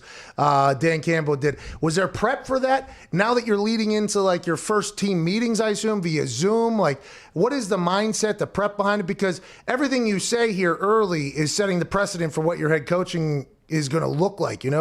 Has that all been something you have to plan and think out and everything like that, or you just get to that down the road? No, you think it out. I mean, obviously when you get on some of this stuff, you don't want to become the meme or, that's what I try to get it down fairly a little bit. But you certainly want to prep things out and put your thoughts together. But then you also don't want to be the robot where you're looking like it's death by PowerPoint where you're just like reading off the teleprompter either, so it's collect your thoughts and then go with it. So that's at least what I do. Hey, that Atlanta stadium down there is beautiful. Okay, that fan base is a passionate one. The Falcons have a very passionate fan base. They're looking to get back into the relevant conversation again. What's the first message whenever you have to deal with this COVID protocol to your team, and how do we get the Atlanta Falcons back into the big conversation, the big picture here? Well, obviously, as you know, ultimately you got to win and you got to sustain success. It's not like some magical speech. It's really the implementation of holding guys accountable when you guys come in here, guys being good teammates and trying to build this thing, because it's going to change year to year. The roster always changes. That's life in the NFL. Thanks. You're always dealing with injuries, and so you got to work the entire roster constantly. You got to coach the entire roster. But I can't wait till we actually get in here and start working as we build towards the season. Coach, was there a moment after you got hired where you're extremely excited, you just got hired as an NFL head coach, and then you look at the division, you realize that you have to deal with the Bucs, who just won the Super Bowl, and the Saints, who have been dominant for years? Well, you look at it and you always look at things on paper. It's like when the schedule comes out and you're like, oh, it's never works out the way it looks on paper. In April, whenever they have that release show or whatever they do now, they hype it up because there's so many things that change. One injury to a quarterback can change the whole dynamic of a team. Pat, you obviously were part of that in 11. You go from having Peyton Manning and then you line up and. No offense to Curtis Painter or Dan Orslowski, but that's who you played with. It wasn't like you're playing Peyton. Seems like you took quite a shot there. Seems like you took quite a shot at Curtis Painter and Dan Orslowski right there. What about Kerry Collins? Did you guys get a chance to play us when we had Kerry? No. We played obviously you went from Manning. I wasn't there. In my first year, it was Curtis Painter, and then it was Dan. You guys got us in Indy. Yeah, we almost lost luck. We almost lost luck because Dan Orlovsky was so good at football. I know. You guys won 2 in a row. I think you beat us and then played Thursday night. You guys got hot. You were on a heater. You beat us and then played Thursday night, beat the Texans. People were saying if we had like another 5-6 weeks, we potentially make playoffs with Dan Orlovsky running that team. Could have. No, so I mean, that's what happens. I mean, a couple key injuries and it changes. But yeah, this division's tough. I mean, obviously New Orleans, they've had a lot of sustained success since Sean Payton's been there. Tampa, like you guys just said, they came off the Super Bowl. We played them 2 years ago. They got a lot of good players on defense. And then Carolina, I mean, Matt Rule's done a good job wherever he's been. They're building that thing the right way. They're all tough. Every week's tough. You know that. It's impossible to win the NFL. That's why if you do, you should celebrate the hell out of it. Good luck this year, Coach. We appreciate you. Thank you for taking time with us. No, thanks for having me. Appreciate it. Hey, tell your dad, ooh, raw, and also thank you for what he's done with, Christmas and every single day, basically, throughout the history of our country. Well, no, thanks. He'll appreciate that. I'll let him know. What's his name again? Fred Smith. He did pretty fucking good. Fred Smith did pretty good. Not too shabby. So will you, Arthur. Appreciate you so much. Head coach of the Atlanta Falcons, Arthur Smith. Thank you. Yeah. Oh, he's a smart ass. I was about to. He's a sarcastic. I bet you he is hysterical if you're playing for him. Like he talked about Vrabel's ability. It's like a AK-47 or whatever. I would assume he's the same way there. Dry sense of humor. Yeah. Yeah. Oh my God. Seems like he's got the memory thing too. Like, oh, that was 11. That was Curtis Painter. That was Orlovsky. That was. Yeah, because we had Collins. Okay, that's 2011. What's that? 10 years ago. Mm-hmm. We had Kerry Collins, and first game he played, I think, or maybe second game he played. J.J. Watt picked him up and then just dumped him directly onto his head. And Kerry Collins had to come out of a tree stand to play for us. The story goes that Bill Polian called him while he was in the woods, retired, see you later. Bill knew him from Carolina days, obviously. Peyton going into training camp, I don't think anybody had a clue that he was not going to play, especially me. I've told the story before where I walked down and I actually got a text from him that said, hey, come on down or whatever. I'm in the training room, and I walk into this back room, and there's just wires attached to him. And I just, what the fuck just happened here? And then they kind of, give me the news of what's going on. And I obviously told him, should have given me a little bit of heads up. I would have maybe trained, right? Because Peyton Manning's quarterback don't have to punt that much, really. We're just kind of chilling. I would have actually exercised. And I did that season without him go on to be 1/2 away from having the most punts in an NFL season. If we had one more half, maybe 3/4, I would have been able to have it. So we punted a lot that year. But Kerry Collins was called out of retirement in the middle of training camp. He was in a deer stand, allegedly. We give him $4 million guaranteed, plus some more money or whatever to come play quarterback. I think it's first game or maybe second game. I guess it was first game. Yeah, J.J. Watt, 10 years ago, picked him up and dumped him on his head. Concussion. He retired again. And that was that.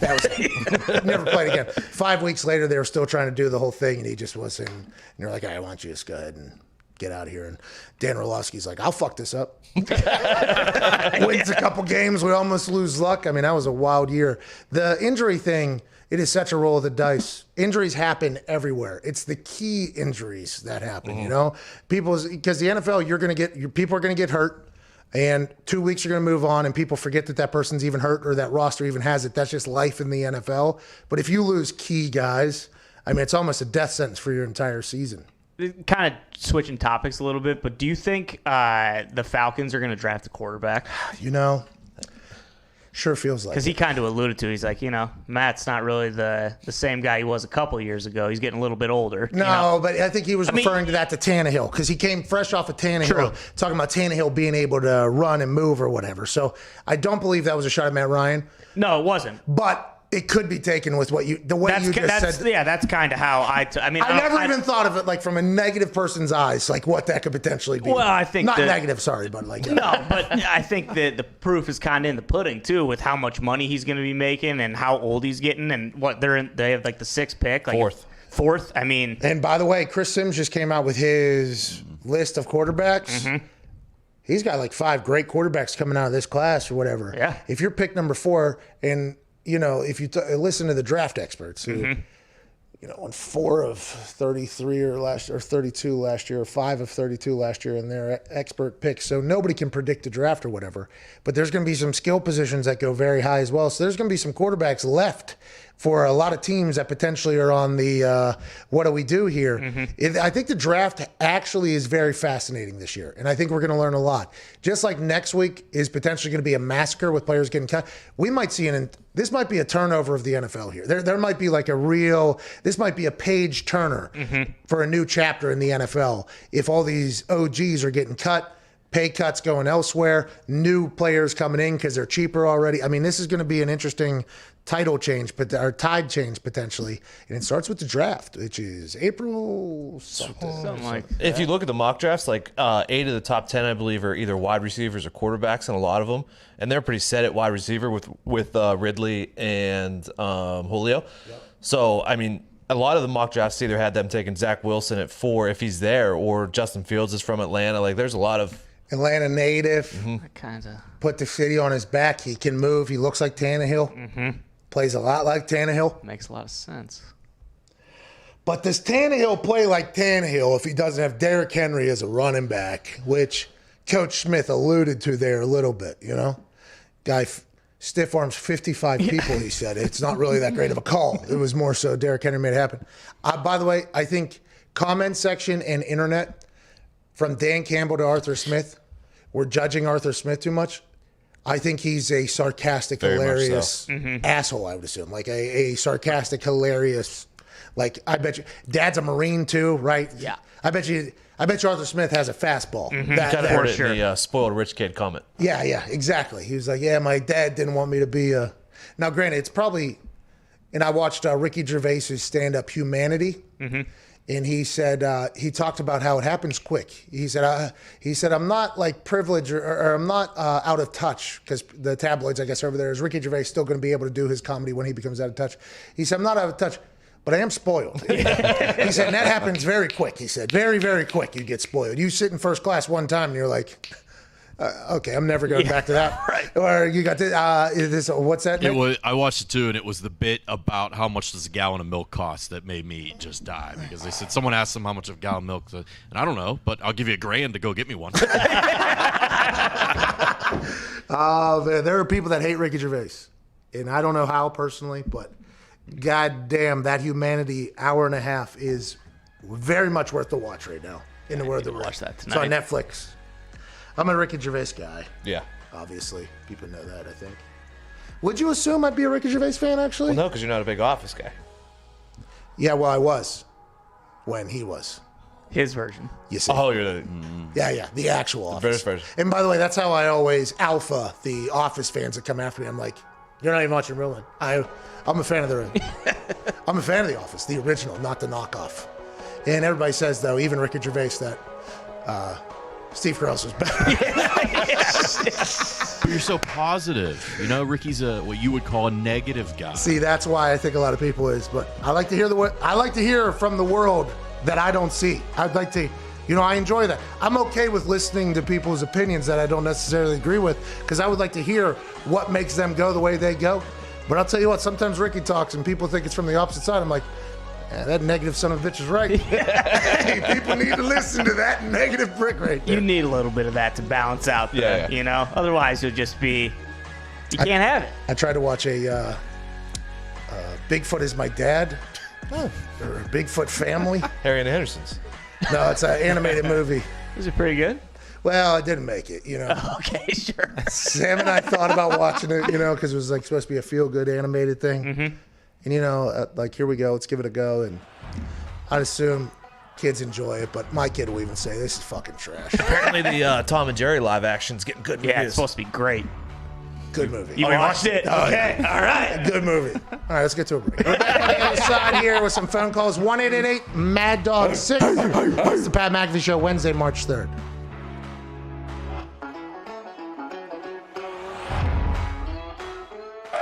Hello and welcome to Office Championship Wrestling live in Indianapolis, Indiana. Tonight we have a straight to hell match in which the devil will battle against our Office wrestler, Dylan Boston. You might be wondering how we got here. Let's find out right now. And now we have to make a deal with the devil. Yeah, no big deal. Classic trial by combat situation. We got our champion, Dylan Bostic. All he's got to do, win the match, 1, 2, 3, and we're home safe. The only man that would take the job to protect us from the devil himself, Dylan Bostic. Like you mentioned, Pat, there's probably about 5 or 6 other guys we'd rather have in this position, but we'll take Bostic, I guess. Not only are all of our souls on the line, the Office Championship Wrestling Championship presented by Natural Light is also on the line. Jesus, the devil's trying to put Bostic right to hell! I do not want to go to hell! No! Don't do it! Good God, no! Come on, Bostic, Pat! Oh, no! Oh, my... I'll see you in hell, Pat. The goddamn Easter Bunny's out here! What the hell's he doing here? The Easter Bunny is obviously here to help Dylan Bostic. Wait a minute. No! No! The Easter Bunny's been on the devil's side this whole time. Jesus Christ! Jesus Christ! What the hell's Jesus Christ doing here? The power of Christ is compelling Dylan Bostic. Look at this, Pat! Jesus Christ is bringing Bostic back to life! Jesus is going insane! And now Bostic's kicking wholesale ass in the ring! Jesus Christ has come to help Dylan Bostic defeat the devil and defeat the Easter Bunny. What's going to happen here? Good God Almighty, it looks like he's going up in the scissor lift! Jesus is lifting the scissor lift! Jesus is now telling Bostic to come down. Don't do it, Bostic! Don't do it! Oh, my God! Oh, Bostic's dead! He's dead! You can't tell from home, but that scissor lift is about 8 stories up, Pat! 80 feet in the air! Oh, wait! He's tuning up the bed! The devil! Super kick! Into the casket! The devil goes down! The devil goes down! He shuts the casket! Straight back to hell! The devil goes straight back to hell, where he belongs! With the assist from Jesus Christ of Nazareth! Dylan Bostic saves the PMI Office's souls and wins the OCW Championship right here on our first OCW Straight to Hell.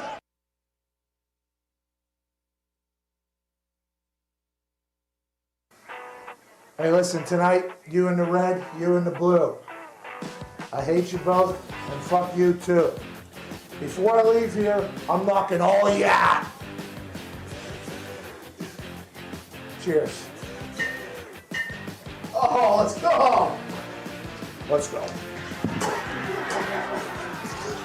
Fuck you. Fuck you. Fuck you. Fuck you. You too. Fuck you. Fuck you. Fuck you. Fuck you. Bang. And I'm out. Get me out.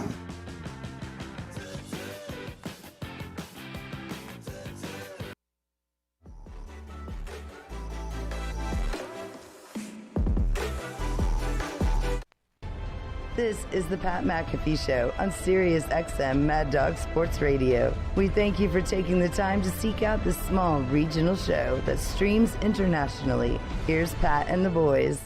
No more lies a day. I got bills to pay. It's my right to say. I don't think I know these words my yet. days are done. I got wants. Send up a prayer if you're a prayer.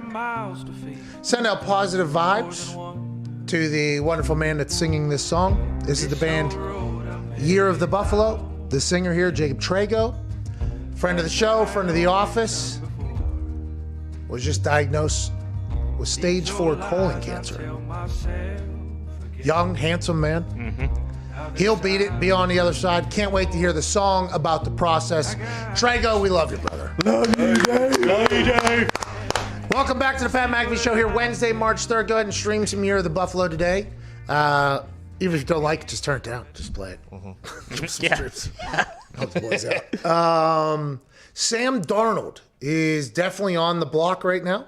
GM Joe Smith came out and said he will definitely answer calls if people are looking to trade for Sam Darnold. Let's remember that the Jets have the number 2 overall pick currently.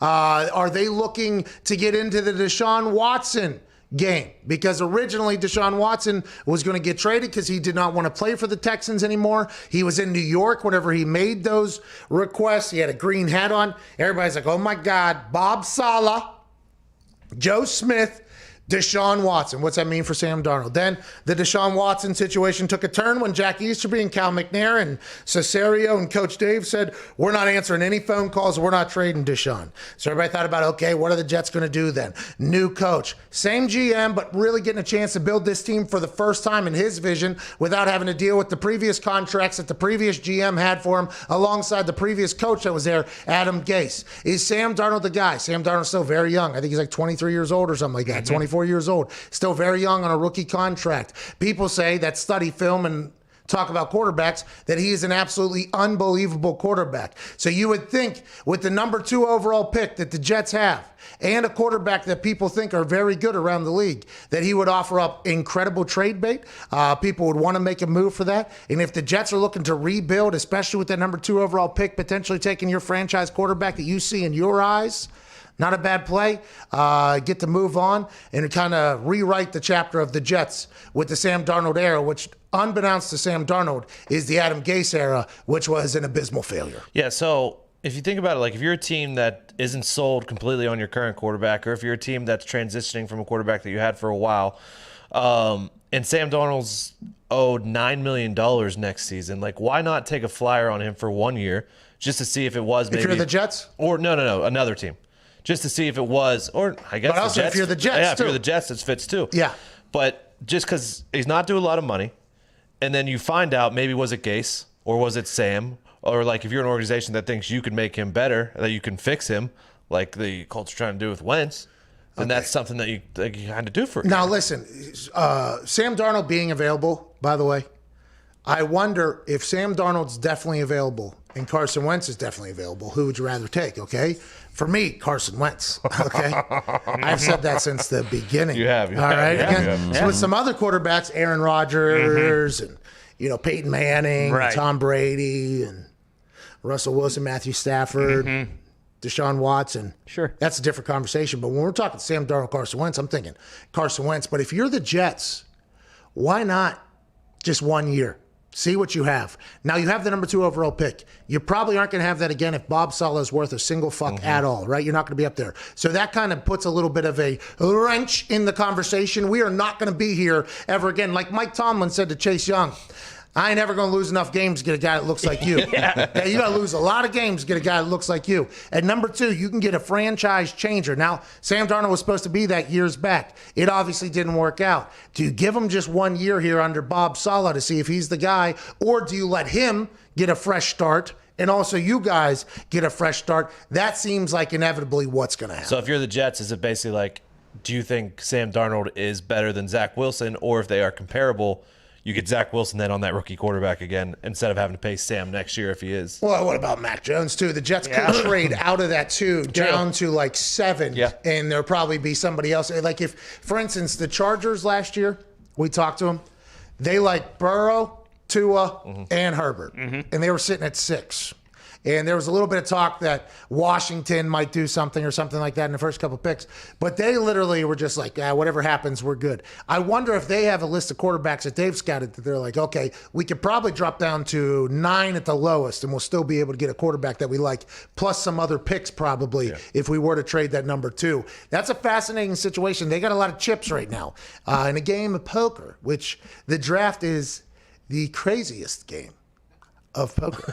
They have a lot of chips right now. They're in a very good position here. They are a dealer. They are waiting and seeing what everything else has. The only people that are better are the Jacksonville Jaguars, I guess, because they have number 1 pick.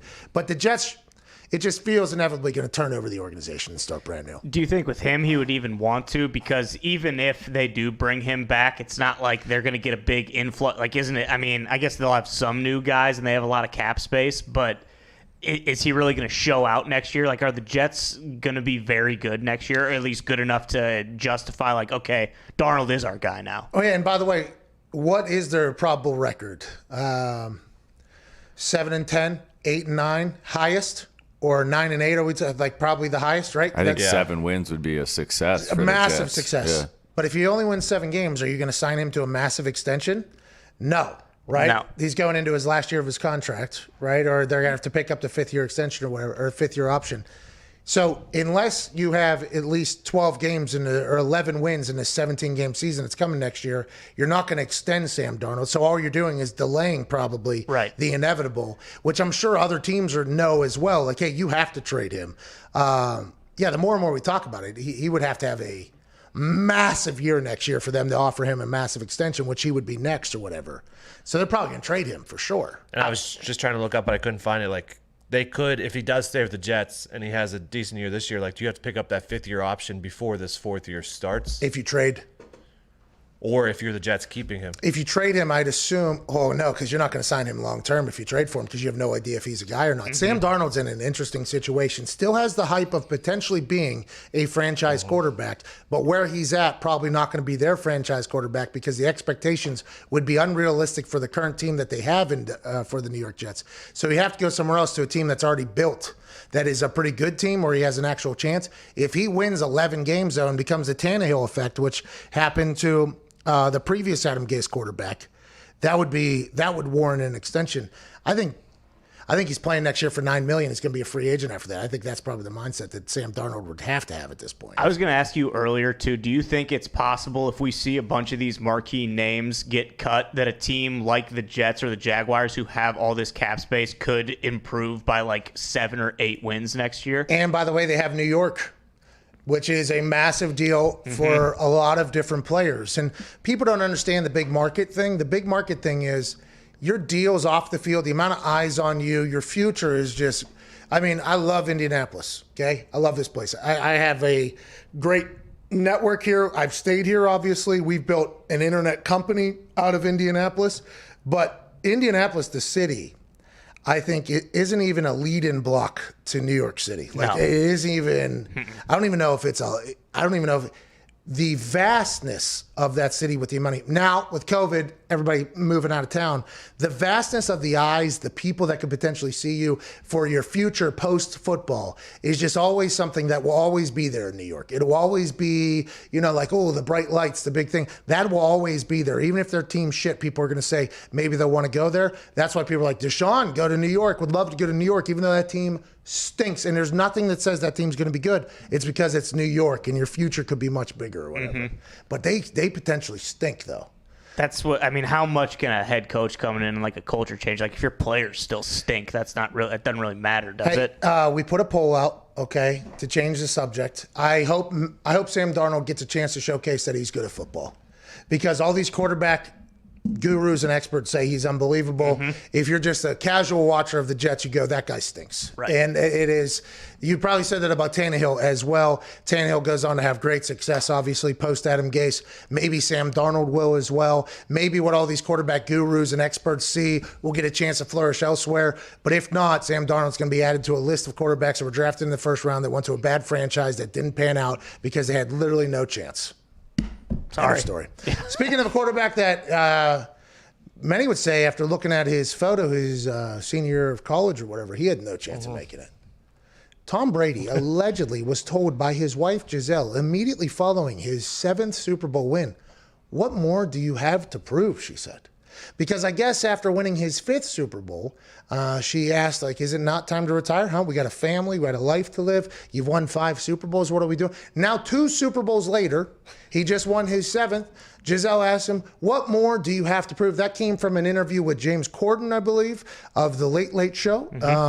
James Corden, by the way, British fella, entertaining fella, massive international audience. Okay, massive international audience. So the Tom Brady, by the way, mega world takeover is continuing to go. That's why, he does ads for Uggs and, Christopher Clusen. He has sunglasses. He's a worldwide name at this point. His post-football career is going to be the biggest of all time. Yeah, limitless. worldwide, the biggest of all time. Now, granted, Cristiano Ronaldo and Messi and the soccer players, they have a little bit of a head start over there. But once Giselle and Tom start doing European tours and speaking and things like that, look for that to just blow up. And Giselle is like, hey, well, is it not time to do this? When is the right time, you think, for Tom Brady to retire? When will Tom Brady retire? We had the conversation, George Blanda played until he's 48. If you're Tom Brady and this TB12 thing is like fountain of youth, come on and get on board, to be the oldest player to ever play in the NFL and the greatest player to ever play in the NFL, you conquered the sport. By far, nobody's going to be able to touch it. That's quite a marketing asset for TB12. Giselle is like, what are we doing here? Is it not time to quit? We asked the people. We put up a poll. We said, at what age will Tom Brady retire? 44 is next year, 6%. Out of 98,000 votes, basically 100,000 votes. At the age of 45, 30,000 people voted. At the age of 46, 21%. And then at the age 47 plus, that's 4 years from now. My career was 8 years. So 4 years from now, Tom Brady, 43% of this 98,000 people polled vote says he's not going to retire until at least 4 years from now. Think about that. If he plays till he's 49, that's what, another 6 years in the NFL.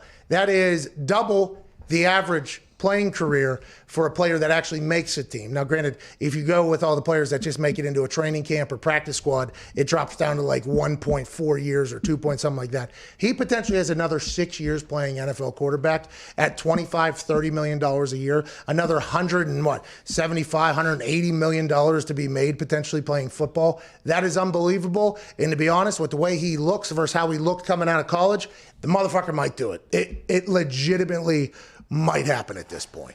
Yeah, until he has a down year, who can question him? You know what I mean? True.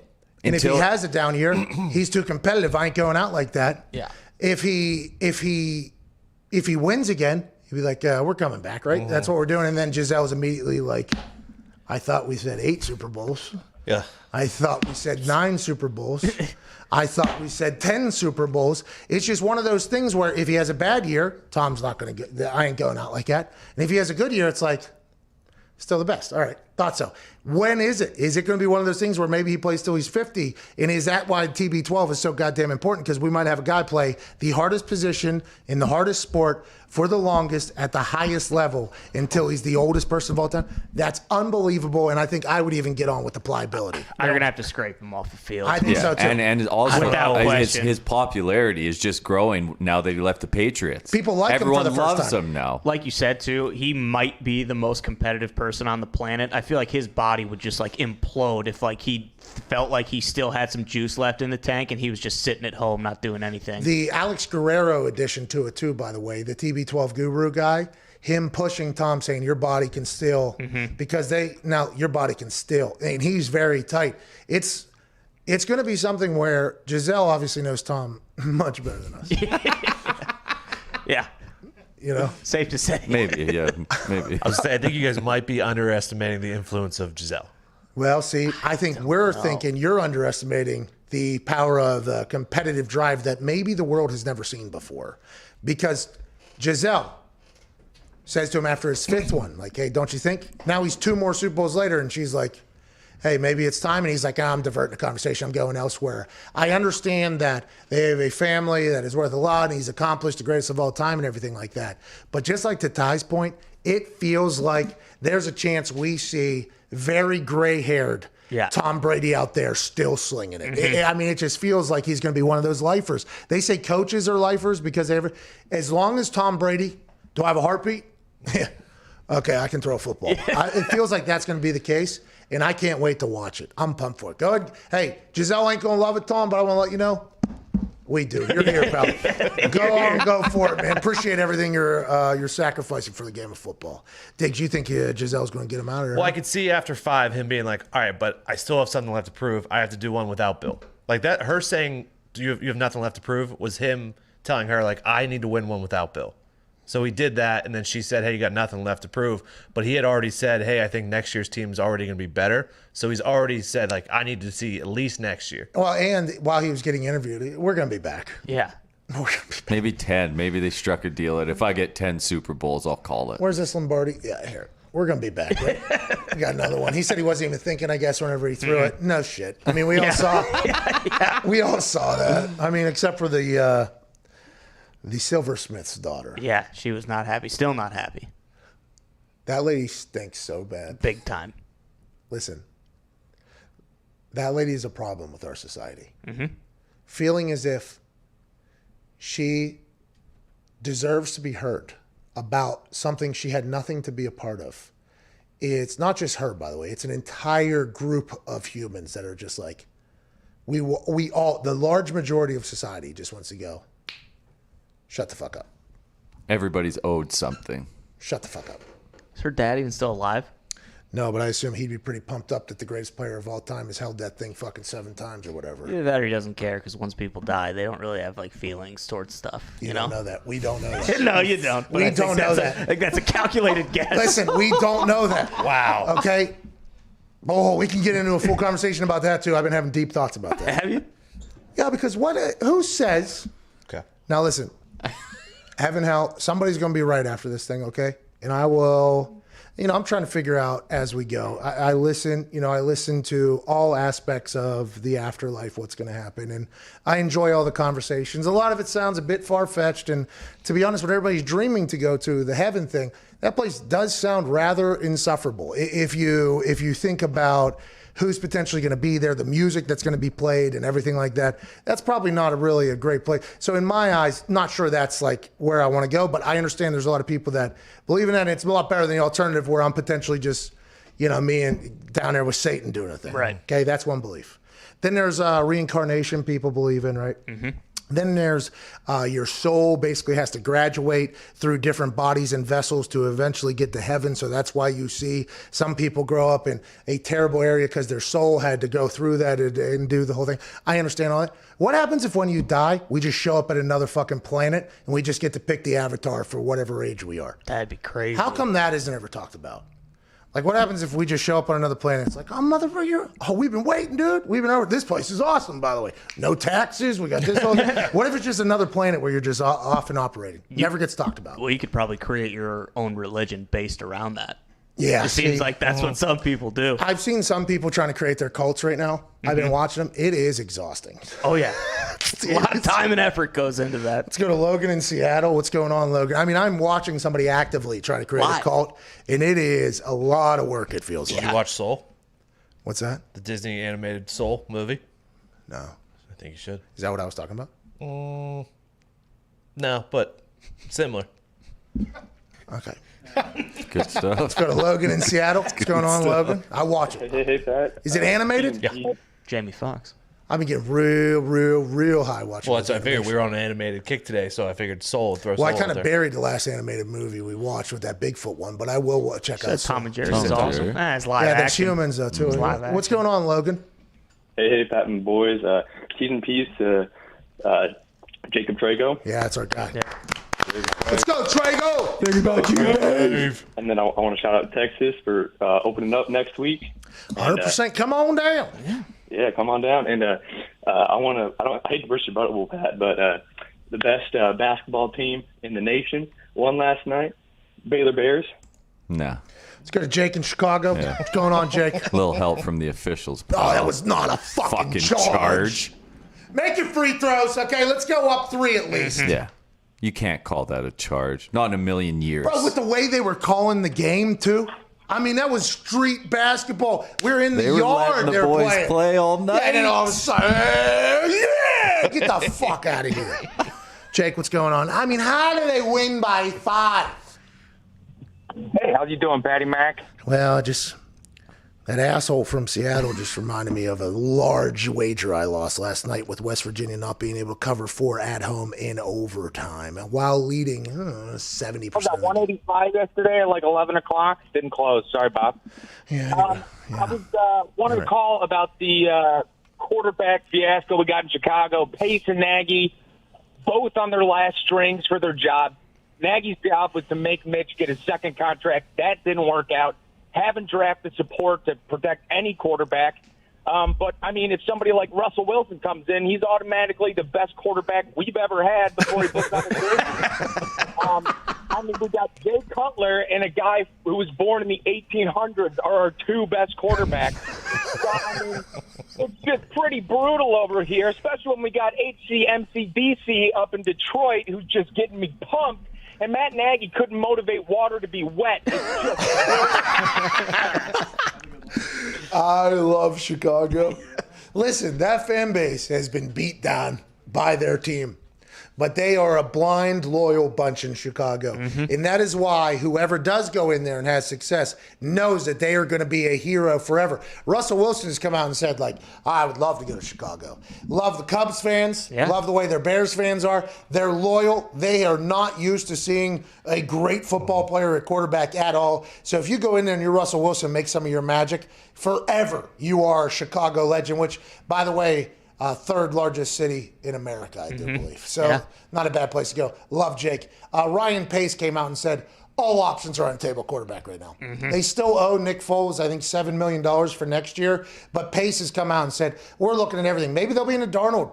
Maybe look for Sam Darnold to potentially end up as Chicago Bears. A quarterback that we don't know if he's a good quarterback or not could potentially be the best quarterback of a franchise that hasn't had a really good quarterback in a long time. Maybe Sam Darnold ends up with the Chicago Bears. Allen Robinson's gone. They said the Bears allegedly offered him $16 million a year. He wants $18 million a year. I would assume he would accept $16 million a year if he knew that there was going to be a quarterback throwing him the fucking ball. Yeah. That's probably a little bit of a decision. But the Bears are in an interesting place. Just a couple years ago, a blocked field goal took them out of the playoffs. Now we're talking about head coach gone, GM gone, who's the quarterback, a whole rebuild. Zito, you don't deserve this at all. Neither does old buddy that's from that just called in there. I know, thank you so much. But, you know, that double doink still haunts me. Sorry, that should be on me, but. There he is. There he is. Hey, baby Z. Z, you are just a loyal dog, though. Whoever Nagy says is a quarterback is a quarterback. That guy just ripped Nagy, and Zito's like, yeah, that's right. But whenever the season starts, all right, these are our guys. We got to go play with them. In last year, what was they 5-2? 5-1. 5-1. Everybody's like, this is the worst 5-win team in history. And Bears fans are like, will you just let us enjoy this for a second here? And then all of a sudden, it all just came on. Crash and die. Raveled so quickly. We also beat the Super Bowl champs, though. We're forgetting that part. Well, not that guy. Yeah. No, I'll just say we did, yeah. Yeah, Chicago Bears forget that. Let's go to Johnny in New York. What's going on, Johnny?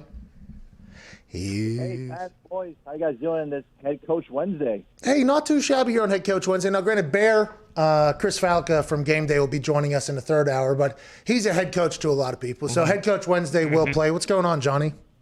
Still counts, right? Yeah, bingo. As a Jets fan, you know, I'm not out on Sam Darnold. I mean, don't get me wrong, Deshaun Watson would be an awesome addition. But I feel like everyone sees that Sam Darnold's had it rough this entire career at the Jets.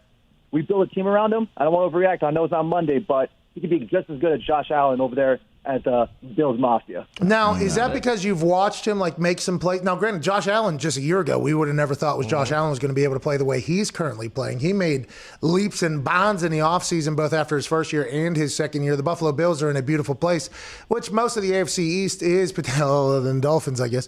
But the AFC East seems to be wide open aside from the Bills. What made you think that Sam Darnold would be a great quarterback, though? Because this is what all the quarterback gurus say on TV as well. Well, I mean, the team sucks. You know, stinks. I'm sorry. But he still puts his body on the line. He'll run if he can't throw it. Sometimes he gets a little scared of the ghost in the secondary, but he still tries. He keeps plays alive. He'll die for it. He'll run. He'll throw on the run. He's accurate on the run. You know, he has moments of greatness, and otherwise wouldn't be a great team. So Johnny's saying, give the guy a chance. New Yorkers, by the way, I don't think that is a normal thing. Give the guy a chance. Fortunately, it's hard to win with a guy that tries. It's not really saying much about the guy. Oh, you're saying he runs hard. He tries. Like, come on, dude. You're being a bit negative. You're being a bit negative. Your team just decided not to try. Yeah, bad business. Unless they're making plays for, maybe Deshaun or Russell. They had cap space. They didn't need to do it. It's still, a day later, it makes less sense. I'm excited to hear what happened behind the scenes there with Cal Van Noy release. With Flores too, like. Has anything happened today? Next week's going to be a massacre, they said. Kyle Van Noy, Kyle Rudolph. Let's get the Kyles out of the way here. Next week's going to be a massacre. Got to talk about it. 1-888-MAD-DOG-6 is our phone number. We'll take some calls in the next hour alongside AJ Hawk. Then Bear from Game Day will join us with some gambling locks and also talk about West Virginia breaking our heart last night at 5 o'clock game. By the way, kind of teasing the March Madness stuff. The Sun Coast Division 4 games yesterday. That's right, yep. West Virginia's playing at 5. They're kind of teasing us into the all-day basketball thing. Oh, yeah. And I'm here for it. Hour 3 on this Wednesday, March 3rd is on the other side. This is the Pat McAfee Show, Sirius XM. Night of Bad Catch.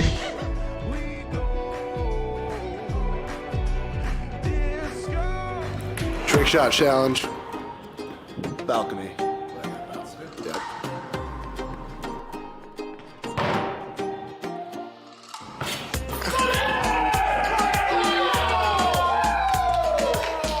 Next!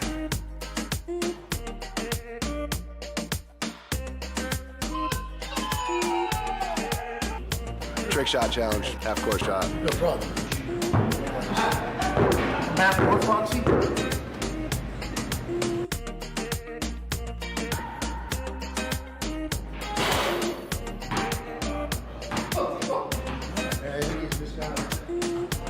These are fun games. These are fun little games.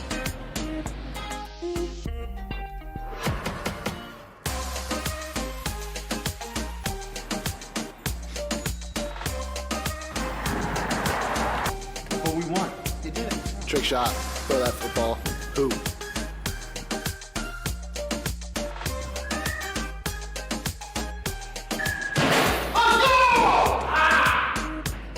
Easy game. What's next, Foxy?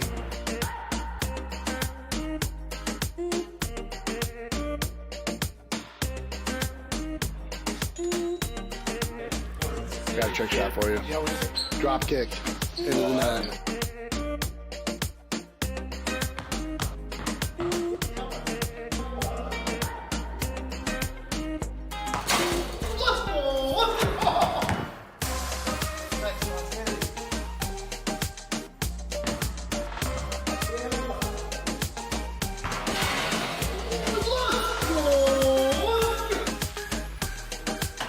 Trick shot challenge. Into the bucket.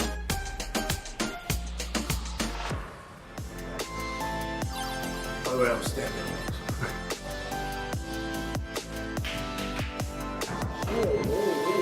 Hold on, let me go over here. That's a good toss. You gotta watch behind it for all that shit.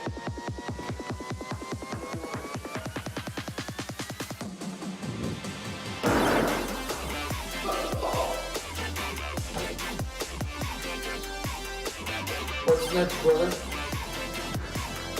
Got any more brain busters?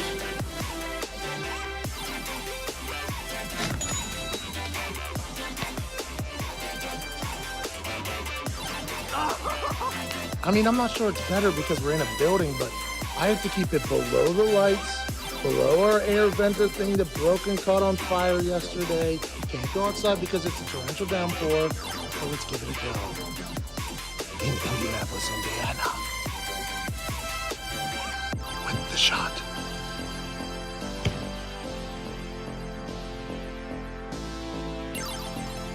Let's go! Trino!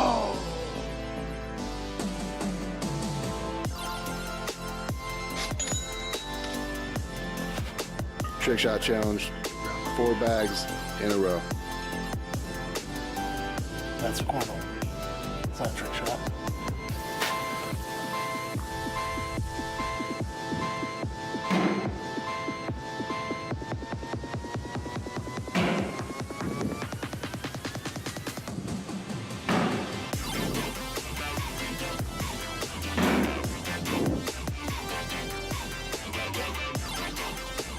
What's next? Cakewalk.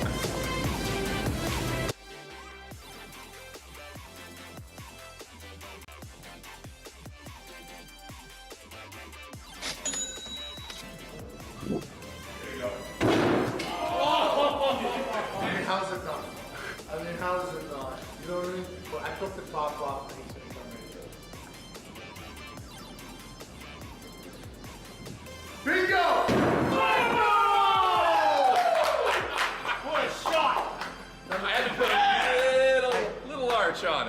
number 2 pick in the NFL draft for a reason. Guy can spin it!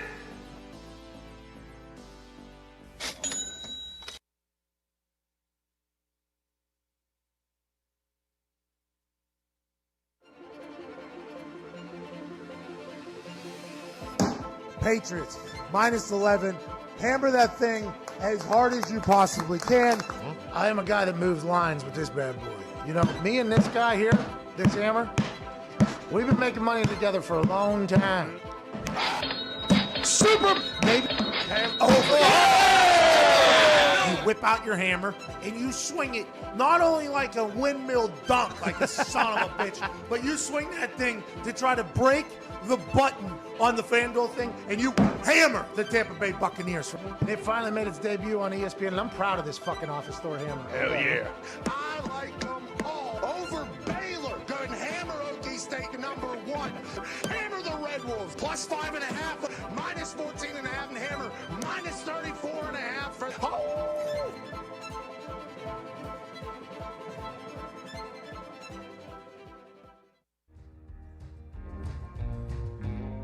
This time it just means more.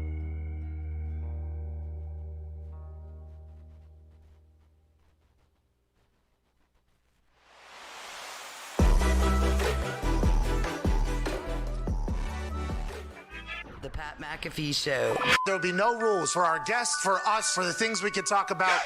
Speaking his mind. I've never had a problem expressing my opinions or my thoughts or anything like that. While being relatable. I haven't had that manufactured fake-ass celebrity that a lot of people have whenever they go on those big networks. I've had a chance to really build my crew, build my following, build my audience. And ridiculous. What am I supposed to do? So I'm supposed to look at something that I can definitely afford and say, nah. Is that what I'm supposed to do? The Pat McAfee Show starts in 3, 2, 1. Welcome back to that show. It is Wednesday, March 3rd, 2021. This sports show on Sirius XM's Hour 3 will begin right now. Shout out that beat drop by Twine. Joining us is a Super Bowl champion and college football national champion, ladies and gentlemen, AJ Hall. Yeah, AJ, let's get right to it, pal. I wish Motor City Dan Campbell was a coach of mine in my football career. I assume you came out of that conversation with him thinking the same? Yes, I was able to watch the full interview. It was amazing. The only, I guess, criticism I would have of any of the show from the beginning till now is the fact that if I'm Arthur Smith, I would be upset at booking and say, hey, man, how are you having me on after Dan Campbell? It's like trying to follow like Richard Pryor back in his prime. Okay, man, go make these people laugh. Yeah. Like they're just different humans. It's a tough thing. So as we end the Motor City Dan Campbell interview and send off for the Hard Out There 56 or whatever, I look down and I see Arthur Smith is right on the other side. And immediately at the moment, while I'm talking about Arthur Smith, I'm going, tough spot for Arthur, especially after what we just had right there, especially after a job offer potential, you know, that just came from Motor City Dan. Motor City Dan, though, and now Arthur Smith, by the way, he's good. Smart ass, sarcastic. I bet you he is an awesome coach. I bet you he is hilarious. Like what he was talking about with Vrabel, I assume the reason why he had so much respect for it is because he is a similar style. To be clear, but that is somebody you book before Dan. Yeah. If we had to go back, I think we do try to switch those two. Schedules are schedules. But Motor City Dan Campbell, what if he turns around the Detroit Lions, huh? What if he turns around that franchise up there, AJ? I mean, if he can turn around the Detroit Lions and be the Dan Campbell that we see every single day, which I think that's the only way he could ever know to be. The guy's simply amazing.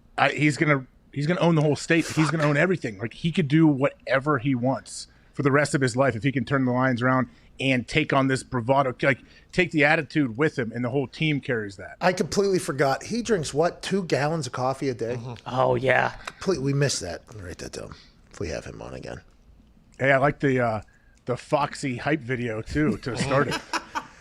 Well, the text message saying he can't talk about Jared Goff or Matthew Stafford. I'm immediately like, well, what the fuck are we even doing? And then I had to dig a little deeper. I'm like, Is he allowed to talk about the quarterback position then? If he is allowed to talk about the quarterback position, he's a coach, so that's how we get around it. But then as soon as, asked Foxy yesterday, like, hey, Foxy, obviously you need a question, whatever. Foxy puts that together, by the way. Foxy puts that whole thing together. As soon as I see it, I'm like, all right, this is what we're going to start with, and then we'll be able to lead, because turning that Lions team around is going to be a very difficult task. I mean, they have stunk forever. Mm-hmm. They have stunk for a long, long time. Him saying that the leadership change is interesting, because when an organization gets on the same page, it becomes a very powerful one. I would assume that might mean that in the past there was a chance. Now, he wasn't there, but anytime there's failure, you assume that there's a little bit of organizational chaos happening behind the scenes. Good for them. Hopefully it'll work. Yeah, hopefully it will. And that's something we don't get to see. Like, even Bill O'Brien, maybe he's getting a bad rap. Maybe it was a tough situation for him. He didn't do everything right, but he was dealing with some stuff up top that I think we're starting to see a little bit right now come to light. I wonder if Bill O'Brien missed prayer meeting or something in the morning. Oh yeah, morning prayer one time, and then all of a sudden Easterby started giving him the. Oh. Wait, you dancing with the devil? I'm a Jack Easterby guy. Shout out to him. Hey, Diana Rossini reported that, by the way, J.J. Watt, Diana Rossini was the only one that was accurate, right? In her reporting, she was the only one that was accurate. She said a team She said a team has offered 15 to 16 million or whatever, right? So everybody thought that was complete bullshit. Turns out that she was the only one that had any right information, so she's been crushing it this offseason. She said she was just texting with an NFL head coach about the upcoming cuts and what he expects. It's going to be a massacre next week all around the league. So the NFL, I assume, talking to each other, trying to get trades done maybe last second before cuts happen. There's going to be a lot of massive names cut. As we saw yesterday, Kyle Van Noy, Kyle Rudolph gone. Next week, this could be something that we might see an entire turn of a page of a new chapter for a lot of teams who have to get rid of some notables who are on contracts that are big and were meant for a salary cap that escalated. Oh, absolutely. And it's unfortunate, guys. There's going to be a lot of big name guys, I guess, that are going to have to get cut if they don't agree to restructuring their deal. Some teams may try to restructure if they can, but a massacre. There's going to be some huge, there's obviously names out there that we talk about, but I want to know one or two just complete stunners. Like, can you think of any? Well, yesterday it already started. Yeah, Kyle Van Noy. Who would have thought? Like, it was never even crossed my mind. No, I think there was a chance we're going to ask him to maybe come on a little bit closer to the draft to talk about the Dolphins and I think that was in my head. It was like, all right, so we got a guy down in Miami, that team's building. Great interview every single time he comes on. That's somebody I think that was everybody in our world's mindset. It was like, all right, excited to hear the thoughts. And then he's gone quickly, by the way. It was like a boom, boom, pow, pow. And then Kyle Rudolph yesterday, the Minnesota Vikings, I guess the writing was on the wall for this. A lot of people said that they were asking him to take a pay cut. That wasn't going to happen. The new offense, he wasn't getting as much reps. There's a massive name that's currently on the market in the tight end world. He's going to end up somewhere. Said, I'll go to the Patriots. He don't care. He can play football. I'll go up there. That was another big name that came on after we got off the air yesterday, AJ. He's a big name guy that could bring a bunch of value to a team too. Like, I think he still has plenty of production left. What about Green Bay? Has he thought about that? Go play the Vikings twice. And Big Bob Tunyon there on the other side. Mm-hmm. So you got Big Bob and Rudolph going after it. Why not? Give Aaron. Have we talked to Aaron about Kyle at all? No. I don't think so. I think he likes him. Yeah, we like Kyle. Yeah, he's a good guy. We like Kyle. We like Aaron. You would assume ipso facto. Only problem is Guntkunz. Oh, yeah. Wow. Guntkunz said, he gave an answer earlier today about Aaron Jones, or maybe last night, where he said absolutely nothing. He mentions the franchise tag and Aaron Jones, but basically ends it with situations or situational type speech here. Guntkunz in this offseason, just like last offseason, appears to not be doing anything to potentially get over the hump of the NFC Championship game where you guys lost, right? I mean, last year, it seemed like there was an ability to get better. This year, the team did get vastly better, looked like a much different team than from a year ago, but it looks like this offseason is going to come and go yet again, and the Green Bay Packers aren't going to be making the splash signing and not giving in to what other teams are doing it, continuing to do it the Green Bay Packer way. And the Green Bay Packer way seems to be have a top quarterback of all time. Generational talent. Yeah, because you can even go back to Favre, right? Favre was an incredible 3 MVPs in a row. Yeah, what I'm saying is like you just get a guy and then you go like, all right, now everything else we can kind of fuck up. You know what I mean? We can kind of figure out everything else. That seems to be an interesting way of doing things, but you could see how if you're a fan of that team, you'd be like, can we not just one time like can we go? I mean, Charles Woodson, I guess, got brought in. And they paid Smith Brothers and everything like that. But let's make some splashes. Let's make some plays if you're a fan of the Packers. Let's do this thing, AJ. I mean, yeah, let's make some plays, but also at the same time, like, how many big-name free agency signings over the years don't work out? I feel like there's so many. Like, I think the better ones are almost like the middle-of-the-road ones. Like, you filled a spot that needed, and somebody kind of got to, when we say they got to change a pace, or they just needed a new place to try it out, and they became much better at their next team. Warren Sharp put out a graphic that was impossible to read. And I actually had to tweet him and say, like, we'll file this one under impossible to read, is what I said. He put out this graph, basically, that said it was like the amount of money you put out versus the amount of wins they have. And on the internet, people are looking on their phone. There's 6 deep, 5 wide. There's 30 graphs on this one thing. There's just no way that any human's going to be able to understand that, right? I mean, that's just, he tweeted that out as if Sports Stooge, for instance, he tweeted out as if Sports Stooge me would be able to figure that out or anybody else. A lot of people have, by the way, because there's a lot of big brain individuals that follow Warren Sharp. But then he sent a follow-up graph, basically, and it said, the old adage, you can't win in March, right? Can't win the Super Bowl in March or whatever. He sent a follow-up graphic that basically said, like, do teams that overspend in free agency win games? And then this was the follow-up graph. No's the blue, okay? And then yes is the yellow. So basically, he said, here, for the Stooges, this is how it works out normally. When you spend, you don't win. Although it has happened in the past, it doesn't really work out. Now, this is interesting because if you look at teams that are active in the free agency market but don't spend, those are the teams that people are ring chasing to. If you're spending a lot of money, you're trying to create your team to become a place where you don't have to spend as much money for other veterans to come and play there. So I don't think the adage of saying teams that are active in free agency lose. I think the adage should be the teams that are active in free agency that have to pay a lot of money because their team isn't a ring-chasing team yet, they lose. And that team probably was going to lose beforehand. So I don't like the narrative that being, relaxed and calm in free agency is necessarily the best, because I don't think that's the case. I think you should try to make your fucking team better. Don't you, AJ? I absolutely think so, but I think it's easy to overreach, too, and try to go out and grab a guy. All of a sudden the receiver that you thought most people thought was like an average to above average player gets a gigantic contract with a team, and all of a sudden a year and a half in, like they have to cut him or they're trying to restructure. Now, I will say, if you do that, you're probably bad at a lot of things then, right? If you're making that decision, if you're overpaying where somebody else is, you're probably terrible scouting. You're probably there's probably that's what you have to do. At bad teams, they have to overpay though to get people. Yeah, because they fucked up, so they're trying to make up for something. But that's why that graph, though, like that's what I'm talking about. I hate that the narrative is, the teams that spend money during free agency, they lose, which, by the way, the stats probably say that. But can we dive a little bit deeper into the situation that is those stats? Is it because of the free agents? Now, at the Indianapolis Colts there at the beginning of the new regime, they brought in some free agents that did not work out. They spent a lot of money, and we had a good team, though. Like, who was it? Who did they bring in, like, during that time? I can't remember. So we paid LaRon Landry a lot of money. He had just come off of Jack. I love that dude. Bro, one of my favorite humans I've ever encountered, literally of all time. And I would assume people would never guess that. People wouldn't be like, "Oh, LaRon Landry." Incredibly like a hilarious motherfucking dude. Hilarious dude.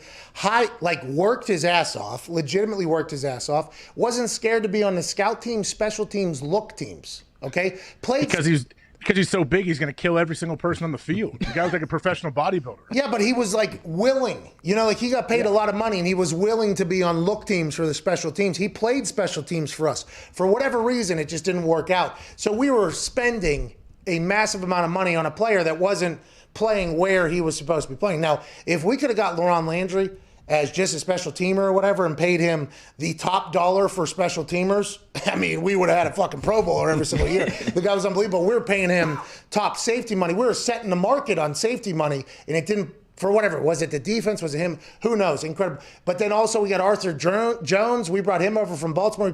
He got hurt early, so it didn't pan. Now, that wasn't Arthur Jones' fault. He got hurt, but that didn't pan out. We had a lot of money that was just sitting, that wasn't playing or whatever. But our team was good. We had Andrew Luck, so we were able to win. So that probably counts as a success story. But in stats, it was not. In real life, it was not a success story. That's why I can't believe all that stuff that you see out there. I just sent a graph into the group. It makes it a lot easier to read than what what's his name was doing with the graphs and stuff. What's his name? Warren Sharp, dude. I'm not good with names, dude. Also, this year, isn't there a thought, because a lot of players are getting cut, that you might not have to overpay as much for free agents? Well, yeah, because the market's going to be rather competitive. It's a buyer's market. That's right. Hey, it's going to be a buyer's market coming up with a massacre next week. Actually, shout out to the Dolphins and Vikings letting Kyles get ahead of it. You know what I mean? Hey, you guys get out early. We don't know what's going to happen next week. All hell's about to break loose. We'll give you a little bit of a head start. We're going in a different direction. What were you going to say, Nick? So just based off what we know, if we assume the cap number is at 185 for an argument's sake, looking at Spotrac, if you believe their numbers, there are 16 teams that are already over that number. Yeah, and that's the massacre that they're talking about. Oh, my God. Kickers and punters are going to get. You think? Oh, Are they? no, dude. If you're making a lot, don't you think they're going to ask a lot of them to take a pay cut if you're Yeah. getting paid good money? Yeah. Fuck. Hacker. They should all come together. Hey, Look all the for kickers hack- and punters should stand together, Pat. They should come together and make a pact like, hey, none of us are taking a pay cut. No, yeah, it's not going to happen. There's a lot of guys on the internet that are kicking balls right now trying to get a chance, and they're going to get their opportunity coming up. You know, the guy you just said, Hecker. Morstead didn't have his best year. Yeah. Oh, don't you fucking say that about either of these guys. But I assume there's going to be a lot of kickers and punters potentially being asked to take pay cuts, because that $1 million to $1.5 million you can get from there, that is going to go a long way, especially if there's 16 teams that are over and they're just trying to cut as much as they can. Oh, no. Kickers and punters are going to get it next week. What about long snappers? Do you think any snappers are under fire? No, because once they raise the veteran minimum, to $800,000 or whatever it was, like the highest a long snapper was making was like $1 million a year, $1.2 million. Is that a big enough difference with if they ask them to go to $300,000? Maybe, I guess. I don't know. I think teams look at it like that. You know what? Hey, look for next year to be the year where people get their eyes opened to the difference between a good kicker and punter and a great kicker and punter. Now, it's already kind of slowly happening with the 33-yard extra point. You're watching it kind of take place. And I do feel like I've been a part of some people maybe paying attention a little bit more to field position and punters. There's a clear separation between the great kickers and punters and the good kickers and punters. And I'm not saying that the good kickers and punters can't become great kickers and punters, but and everybody that says like, oh, punters and kickers don't matter, it means that on your particular team, you probably have a shitty one. Once you experience like a great one, like, okay, going to go through, the field's going to get flipped. Like you're like, oh, okay, like we have a good this is good for us. This is good for our team. We're seeing actual success. Next year, I think you're going to see a lot less of those great guys. Oh, no. You're going to see a lot more bums. I think you become much more aware of how important that position is when you have a bad one. Like I know when we were trying to figure out the punting situation early in my time in Green Bay, when we went through multiple guys, and you're like, wow, we're not used to this. Like you're just not. Like you can't flip the field. All of a sudden there's errant punts going out of bounds, which I was happy they're out of bounds because I was on the punt team. But, bro, it's like a turnover happens when a bad punt happens on the sideline. Like in Lambeau, I remember a couple times in Lambeau, they don't really ever boo there. But like a couple really bad punts early in my time, like that place got. That's what you hear. That's like the sound, right? So like whenever you're a punter, that's what you're like. Look, whenever you hit one, you hear like it's like literally like a fireworks. You're like, you hear like like a good one. And then whenever it's a bad one, you hear like you're the most disgusting thing ever. I hit a shank. Everybody does, obviously, but I hit a shank, and I jogged off to the sideline, and Chuck Pagano screaming to the defense, put the fire out. Put the fire out. Put the fire out. The fire means all momentum just got flipped. It was an interception, a turnover, or something like that, and you're being tasked on a short field. Hey, put the fire. He was saying it. I was like, God damn, put the fire out. That's how bad of a punt that was. Like that was like a real. That was real. But next year, I think you're gonna see a lot of shitty. I think you're gonna see a lot of shitty guys just because it's gonna be price gouging. In other special teams-ish news, this is the time of the year where teams are proposing rules.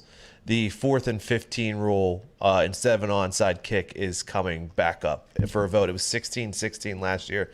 It takes 24 votes to pass. 8 people are going to have to swing, but let's assume if you swing one of them, you'll swing 4 of them. Let's assume they potentially vote in packs, these billionaires. Mm-hmm. Let's assume that the Eagles are again proposing an onside kick alternative that would give teams a chance to maintain possession with a 4th and 15 play, per marked mask. That proposal has had growing support in recent years, and it was 16-16. Takes 24 votes via @MySportsUpdate. No. It's interesting that the Eagles are the one proposing this because they just want to be associated with this rule going forward because that in no way benefits their team. Jake Elliott, actually pretty good kicker, really good kicker. I'd assume he's pretty good onside kicker, although there's not a lot of success in onside kicks anymore with the way the rules are, in the lack of effort by kickers, I think, which probably because of the lack of amount of success, probable outcomes, they don't put in as much work. So it's a little bit upsetting as a former onside kick specialist, basically, to see what it has become. But the 4th and 15 would be awesome. I mean, people would assume. People would assume that I'd keep the ball, though? I think it was the 25. People would assume I'd be against it, but I'm not 100% against it. Yeah, I think it was your own 25, and then it was a turnover. Yeah. Yeah, they get a chance, or you get to go ahead. And then we thought about if a team is just, like, for instance, the Chiefs. Imagine the Chiefs just scoring, getting the ball, scoring, 4th and 15, scoring, 4th and 15, scoring, 21-0 before the first quarter's over, and it's just like, all right, check ball game. You know what I mean? Like, let's get out of here. I think you have to make it a little bit more difficult, though, don't you, to fall in line with how difficult it is to recover an back them onside. up like on their. That's what I mean. Back them up on their own 2 or something. Well, that playbook's getting real small back there inside their own 10. Either that or make it 4th and 25. I feel like teams convert 3rd and longs and 4th and longs a decent amount. I don't feel like 4th and 15 is as difficult as it is to recover an onside We could kick. do the 2-yard thing, the 2-yard line thing, as long as a safety or a fumble and score doesn't count against the score because we're getting a lot of fucking backdoor covers and stuff like that. Yeah, that fucking charge. It's going to ruin gambling. Motherfucker. Let's get to a break. West Virginia last night. What, did they not cover? Thanks, AJ. I didn't see the game. I'm a big Bob Huggins fan. You know that. He did not get his 900th win last night. Baylor actually won their first Big 12 championship in 71 years. Jeez. Wait, it was already the Big 12 championship? Nah, season. Regular season. Anyways. Now they have a tournament, right? Those start this weekend, Thursday, Friday. Yeah, it's coming up. West Virginia's still going to win national championship, but they lost me a lot of money, and they lost our guest on the other side of this break a lot of money as well. Chris Fallica, Bear from College GameDay, will be joining us to talk about his life gambling and something we should look out for. I love this man. I assume you do too, AJ. Absolutely. He's awesome. Bear joins us in 4 minutes. We'll talk a lot, and we'll probably make some money as well with him. This is the Pat McAfee Show, Wednesday, March 3rd.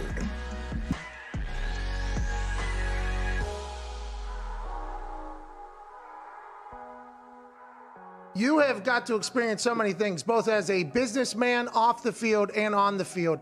Is there a moment when I ask this question that pops your mind, what's the craziest shit you've ever seen in your entire life? Because there was a time there where it felt like you were just getting dropped into insane situations and the world was watching you do things. Man vs. Wild, you and that Bear Grylls guy, fucking electric. That was maybe the most electric shit I've ever seen. Is there anything that you think of whenever you think, what's the most ridiculous thing you've been a part of? Probably some of the most ridiculous shit I ever been a part of was, I had got the restaurant which I'm in right now, and when we first got it, I would come in here and I would clean up and go outside in the front, sweep up, make sure everything looked nice and shit. And one morning I got up here and I noticed, damn, this is a funky ass smell. And I looked, to the side of my front door, and it's a big ass pile of shit. And I'm talking about human shit. Yeah, and it's right on the side of the door. So I was like, somebody done came and popped the shit right in front of the door. Oh, this shit is crazy. I can't be in here serving food. Motherfucker come walk in and they smell straight ass cheeks when they come in there. I don't think that's the restaurant I need to eat in. So man, I get the water hose and I'm hosing it down, and I see we got a couple dolphins that usually walk back up in front. Hey man, did you do this? Oh no. So one of them owned up to it. I said, man, check it out. So you don't do this no more. Look, You come by here, we get you we get you a broom and you help us, we help you.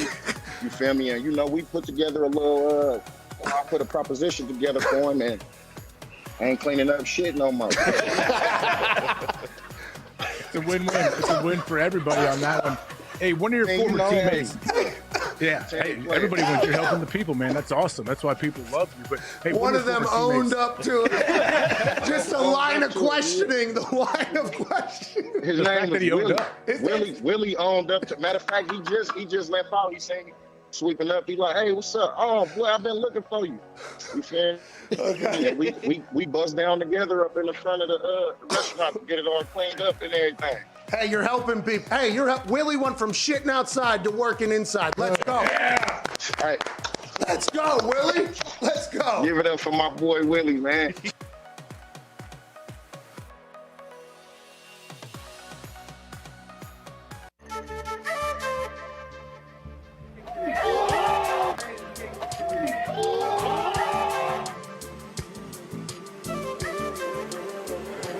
Shinigami fighting out of Lancaster, California.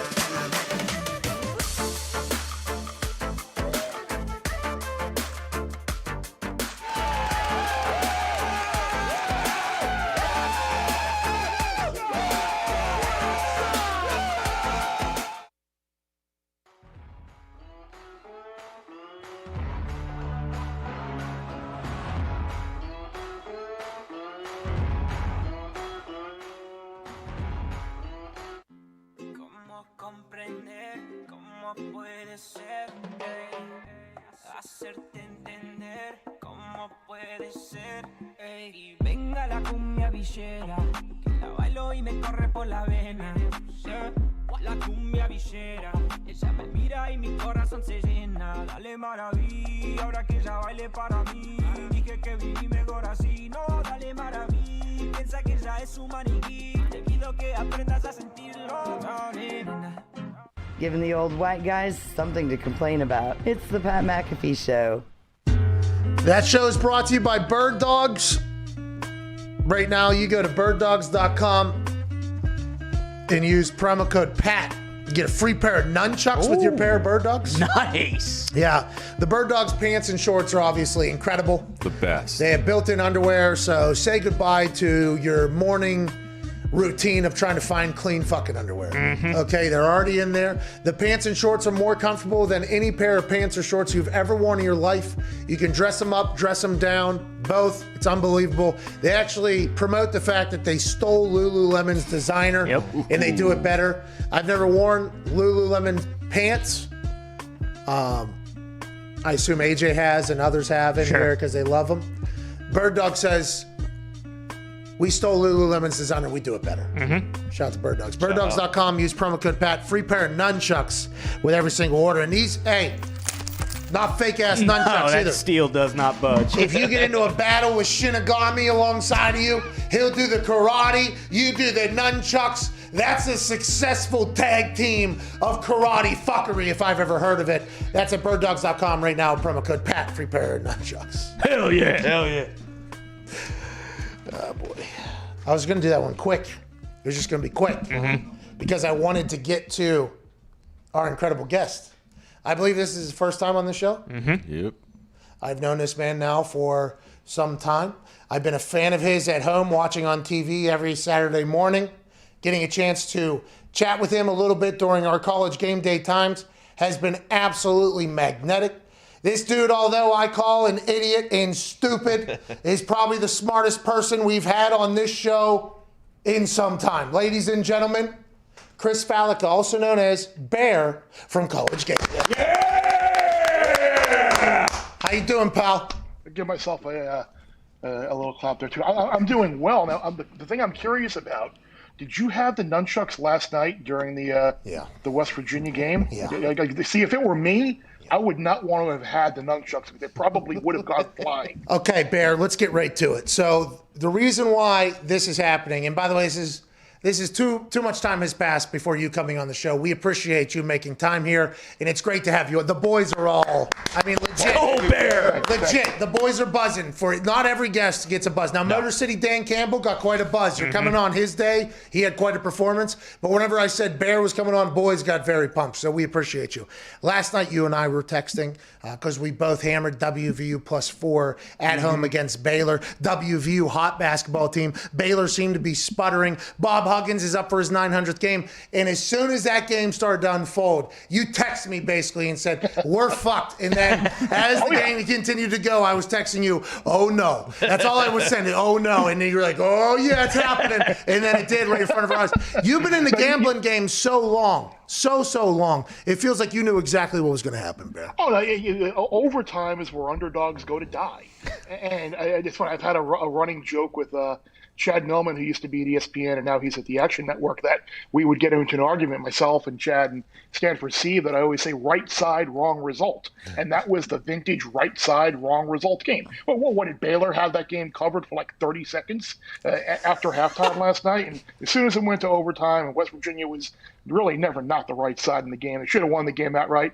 Overtime and the underdog is a bad combination. And again, it unfortunately played out that way. But hey, on a brighter note, like if you're looking for for some Mountaineers like futures and stuff, maybe you get a little bit of a better future price now with Ticket 2 Better, because I still think this is a dangerous team come tournament. You got a go-to guy in Culver. You got a guy who's reached the Final Four before, and in Hugs, you've got a McBride really is good a underrated stud. supporting cast. Bucket. I'm McNeil. one or so. I think that's a great play.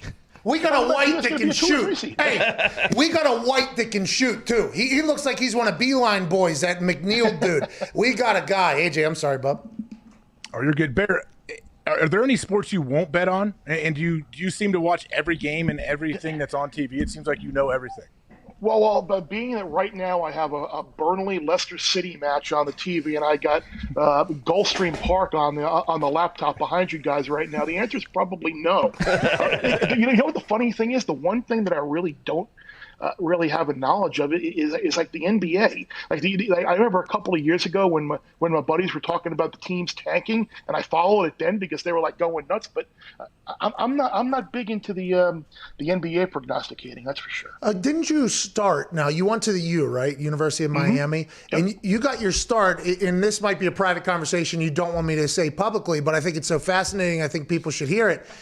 You started at like the highlight down there, which, if you do recall, that was where Jackass went, where Johnny Knoxville and Steve-O were just getting oranges thrown at them basically down there. That's where you kind of got your start in this entire thing. Am I wrong in saying that? Well, even early, I got to start even earlier than that. Like growing up on Long Island, like horse racing was like the thing. And I'd go to the track with my dad and his godfather, who used to write for a daily racing publication. But once we got to Miami, it was like literally all bets are action. Like my going to the Fronton was like part of like the Thursday tradition. You'd go for like 50-cent hot dogs and 50-cent beers, and then you'd bet like your Canela boxes and watch like rigged games, which was unbelievable. It was a great college budget. But dude, that highlight stuff is really, really fun to watch. How did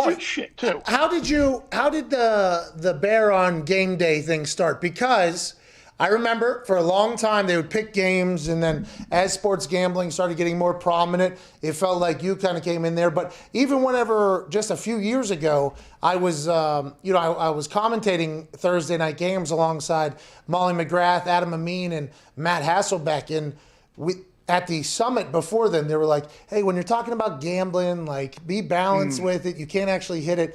And then your segment is basically like, hey, this is the best bets of the weekend. And you have a winning record, by the way, which is congrats on that whole thing. But how did that whole thing happen, transition? Were you just telling Herbie locks behind the scenes, and then they're like, let's put this on camera so everybody can make money? Or how did you get involved? Without a doubt, I mean, Kirk's the biggest. I mean, he's dropping nickels and dimes on games. I'm completely kidding. But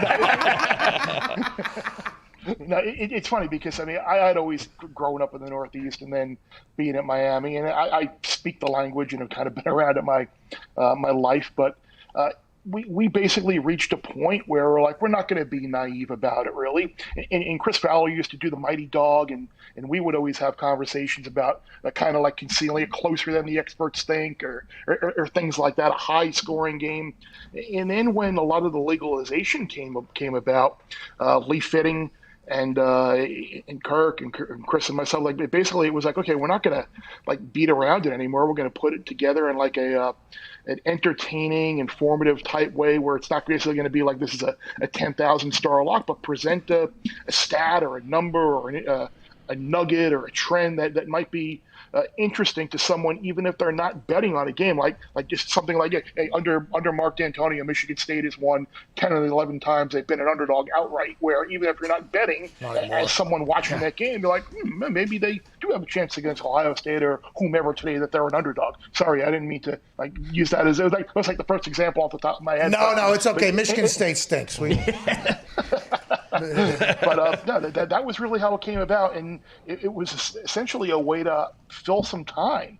Like about the year that the show went to 3 hours, I had always been hesitant about doing it, and then Lee and Kirk were like, no, you're doing it. We have time now. We're absolutely going to put you in the show, and ever since then, it's kind of worked out. Yeah, so I am proud that I do have a positive record since the show began. Last year was a little tough, and I think last year was a little tough for a lot of people, but overall it's been good, and hopefully we'll continue to do well. Bear, how are you able to, I guess, kind of tread the line of, hey, this is kind of what I do, I'm great at this, and it's not taking over my whole life? Because you kind of seem like the target audience for those ads we hear that say, hey, if you have a gambling problem, you need to call in right now. Yeah, it's funny. I've never really had an issue with that, which is like great.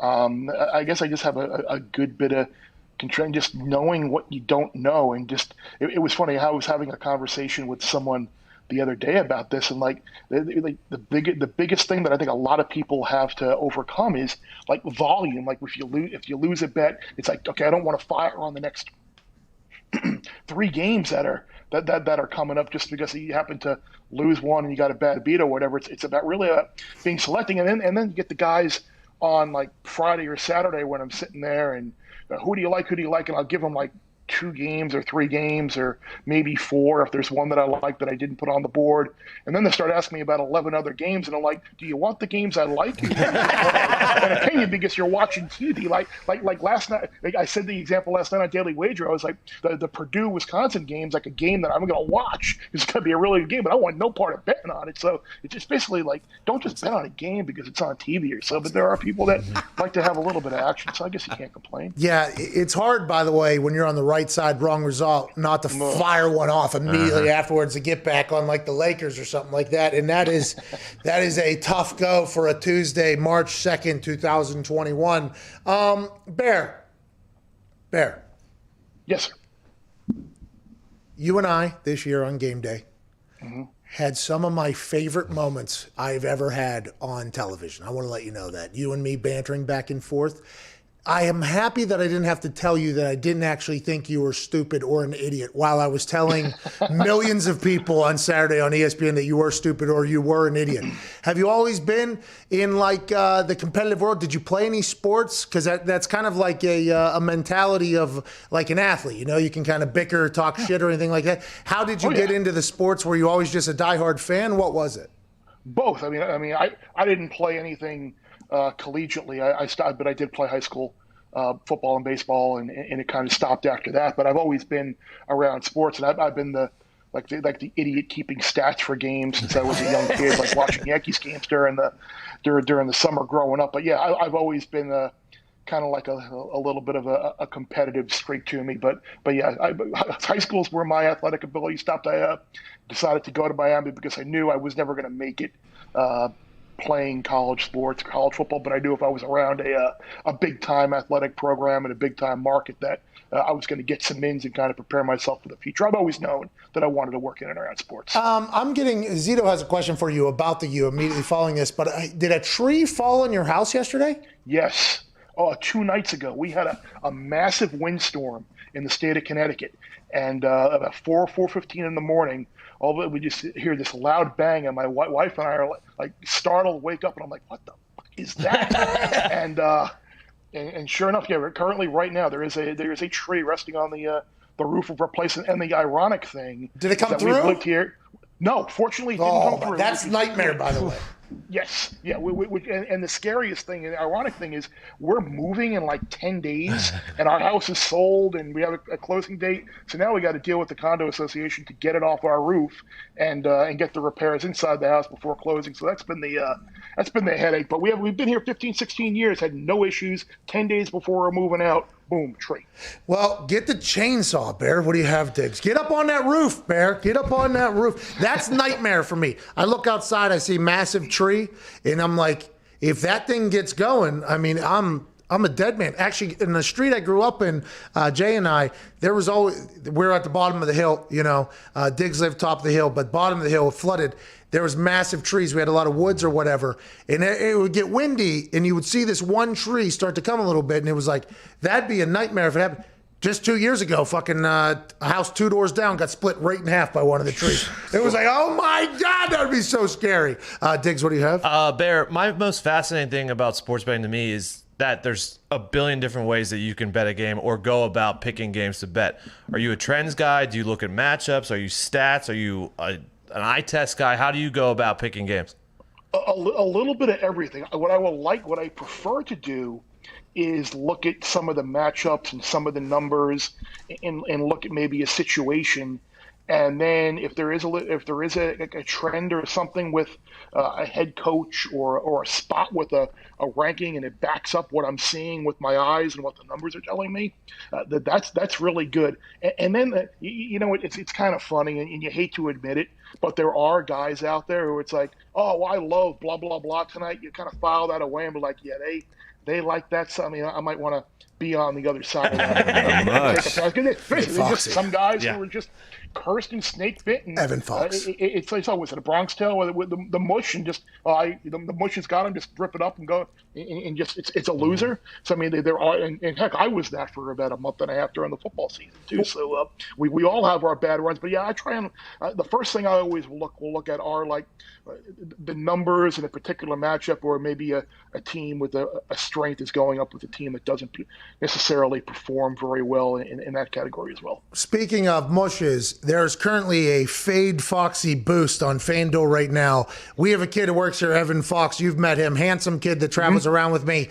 He is the biggest mush on earth right now. The Fade Foxy is 15-7, I believe, over the last 22 nights. God. Now, Fanduel has boosted the Fade tonight. It is a boosted odds situation, so everybody can probably cash in. I've been riding with this kid during this thing. It has gotten expensive. Oh, who is he on tonight? Yeah, so he told me, he texted me, I had to ask him for the boost to be made or whatever. He is on, he's on Warriors -2. Oh, 100%, he says, by the way, 100%. I'm on Portland. We're good. Yeah. So whoever the Warriors are playing. Portland, yeah. Have to look. Portland. Oh, Portland, okay, good. Portland +2. Take a look at that. Now, listen, Bear. I'm on Dame time tonight. Bear, not a big NBA guy, but he did say if he sees somebody who's ice cold, let's go ahead and fade that guy. I'm in. That's all I need to know. Zito, what do you have, pal? Yeah, so we're crunching some numbers back here, and we noticed that you might have went to school with The Rock. We've been watching Young Rock. It's probably one of the greatest shows. Do you have any stories of good old Rock? No, I never really encountered much time with him. I know. I mean, it's funny because he was on the defensive line with Warren Sapp, who is awesome. And the ironic thing is like the highly touted guy on that defensive line was a guy by the name of Patrick Riley. And he hurt his knee and he never really reached his potential. But yeah, that was he crossed over 1 year with me because I graduated in 93 or 94 rather. So he was there like 93, 94. Are you going to be on the show? Are you going to be on Young Rock? No, I can't disclose that right now. No, disclosure agreement. So imagine if they have Bear Warren to be on Young Rock. Chris, we appreciate you. What are you? What's a bet we should think about locking in? How do you feel? Who do you feel good about here? What do we feel good about tonight? Let me take a quick look. Hey, do you follow Gumpy for soccer picks, by the way? Might be a good idea. I don't like to tell other gamblers what to do. No, I don't. My soccer guy is a guy by the name of Nigel Seeley. Yeah, Nigel's good. Over in England. You know Nigel? Yeah. He's someone who I've had a Him and relationship Gumpy talk with. to each other. Yeah. Oh, hey, my soccer sharp talks to your soccer sharp. It's a budding friendship rivalry situation. Oh, because you're gonna pay for Nigel's All right. pick. So Maybe Northwestern might be worth a little look to him. And Maryland coming off of a solid performance. I can see the Terps getting a little bit of a support, and Northwestern hasn't been playing exactly great lately. But as a home dog against a Maryland team that can kind of be up and down, especially off a good performance, the Purple Cats might be getting some money tonight. All right, I appreciate you, Chris. You're the best. Blaze and well, they can follow you. Daily Wager. Where else? Yep, Daily Wager, Twitter, Instagram, all of you. I'm easily found, and then Steve and I'll have an NCAA tournament pod coming up soon too. Let's go. Can't wait to hear it. Ladies and gentlemen, Chris Valley. Thank you. Great. He's the best. We just hung up on him. He's the best. He's such a nice dude too in real life. Like such a nice guy in real life. Super nice guy. That betting life, quite a ride. You know what I mean? Yeah.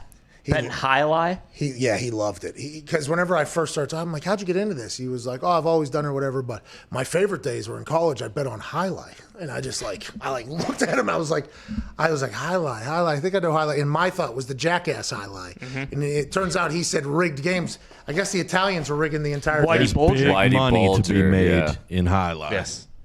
Yeah, Whitey Bulger was very involved. Oh, so it's the Irish. It wasn't even the Italian. We got down there. I thought you guys did Florida stuff. We went down there and took that thing over. It's easier to rig those games because there's not as many eyes on.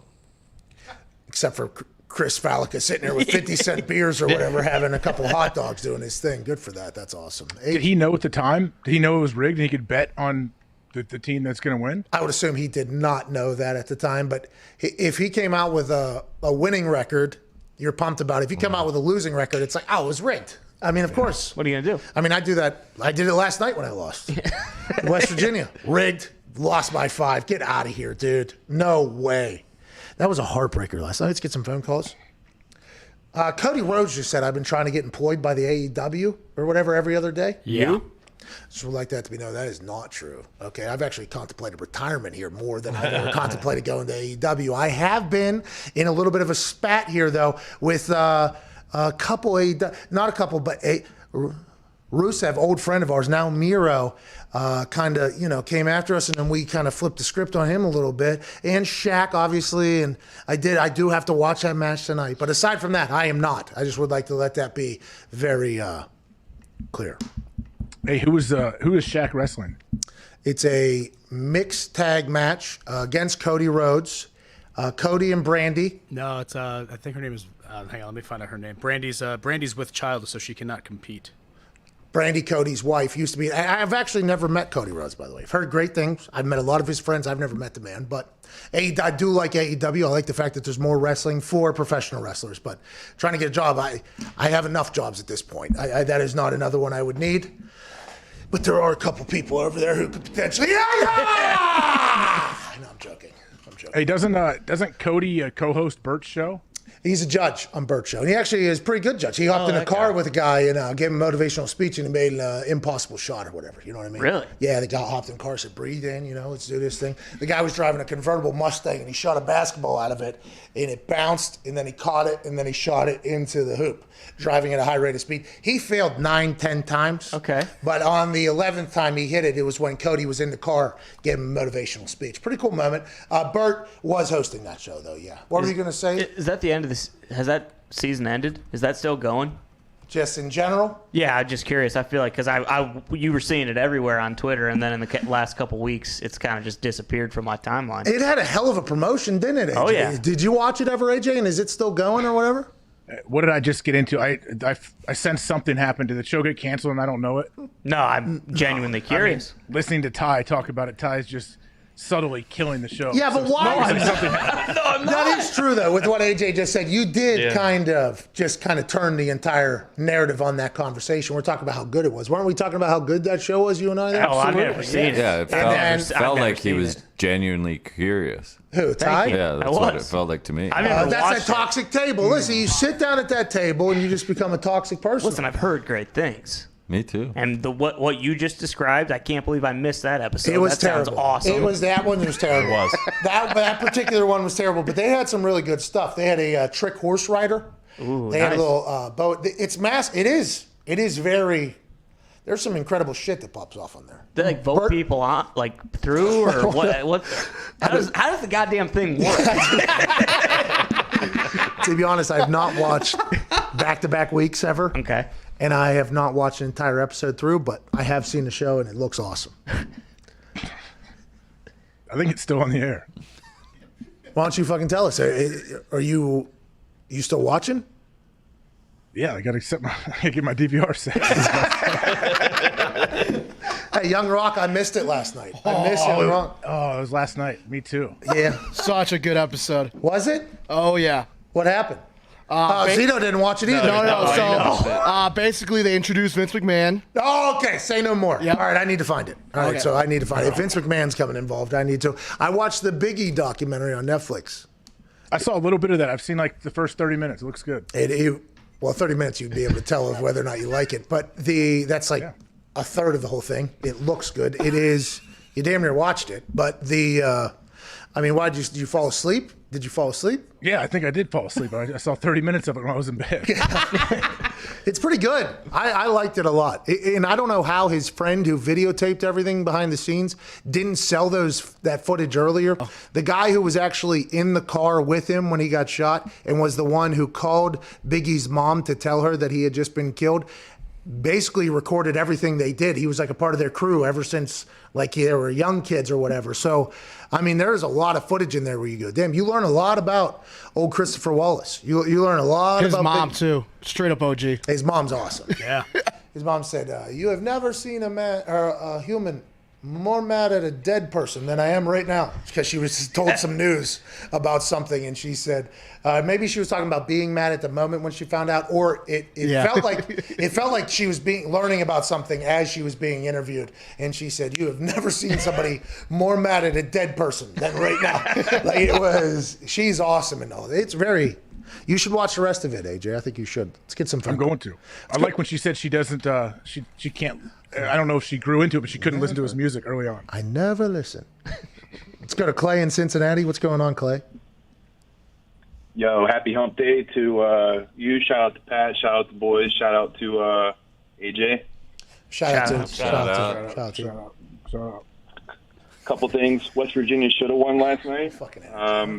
Not sure when Huggs turned into the Big Lebowski, but he's got that look going on, strutting up and down the sideline. Yeah. Huggs is a much more casual Huggs this year. Seems like he's not as mad, too, this year. It might be, I don't know if it's the year or something like that. He had a heart attack on the floor a couple years ago, and while having a heart attack, told the player that it was his fault that he was having the heart attack. That was a few years ago. He seems like a much different guy now, has a lot of flow. But Huggins is awesome. He is electric out there.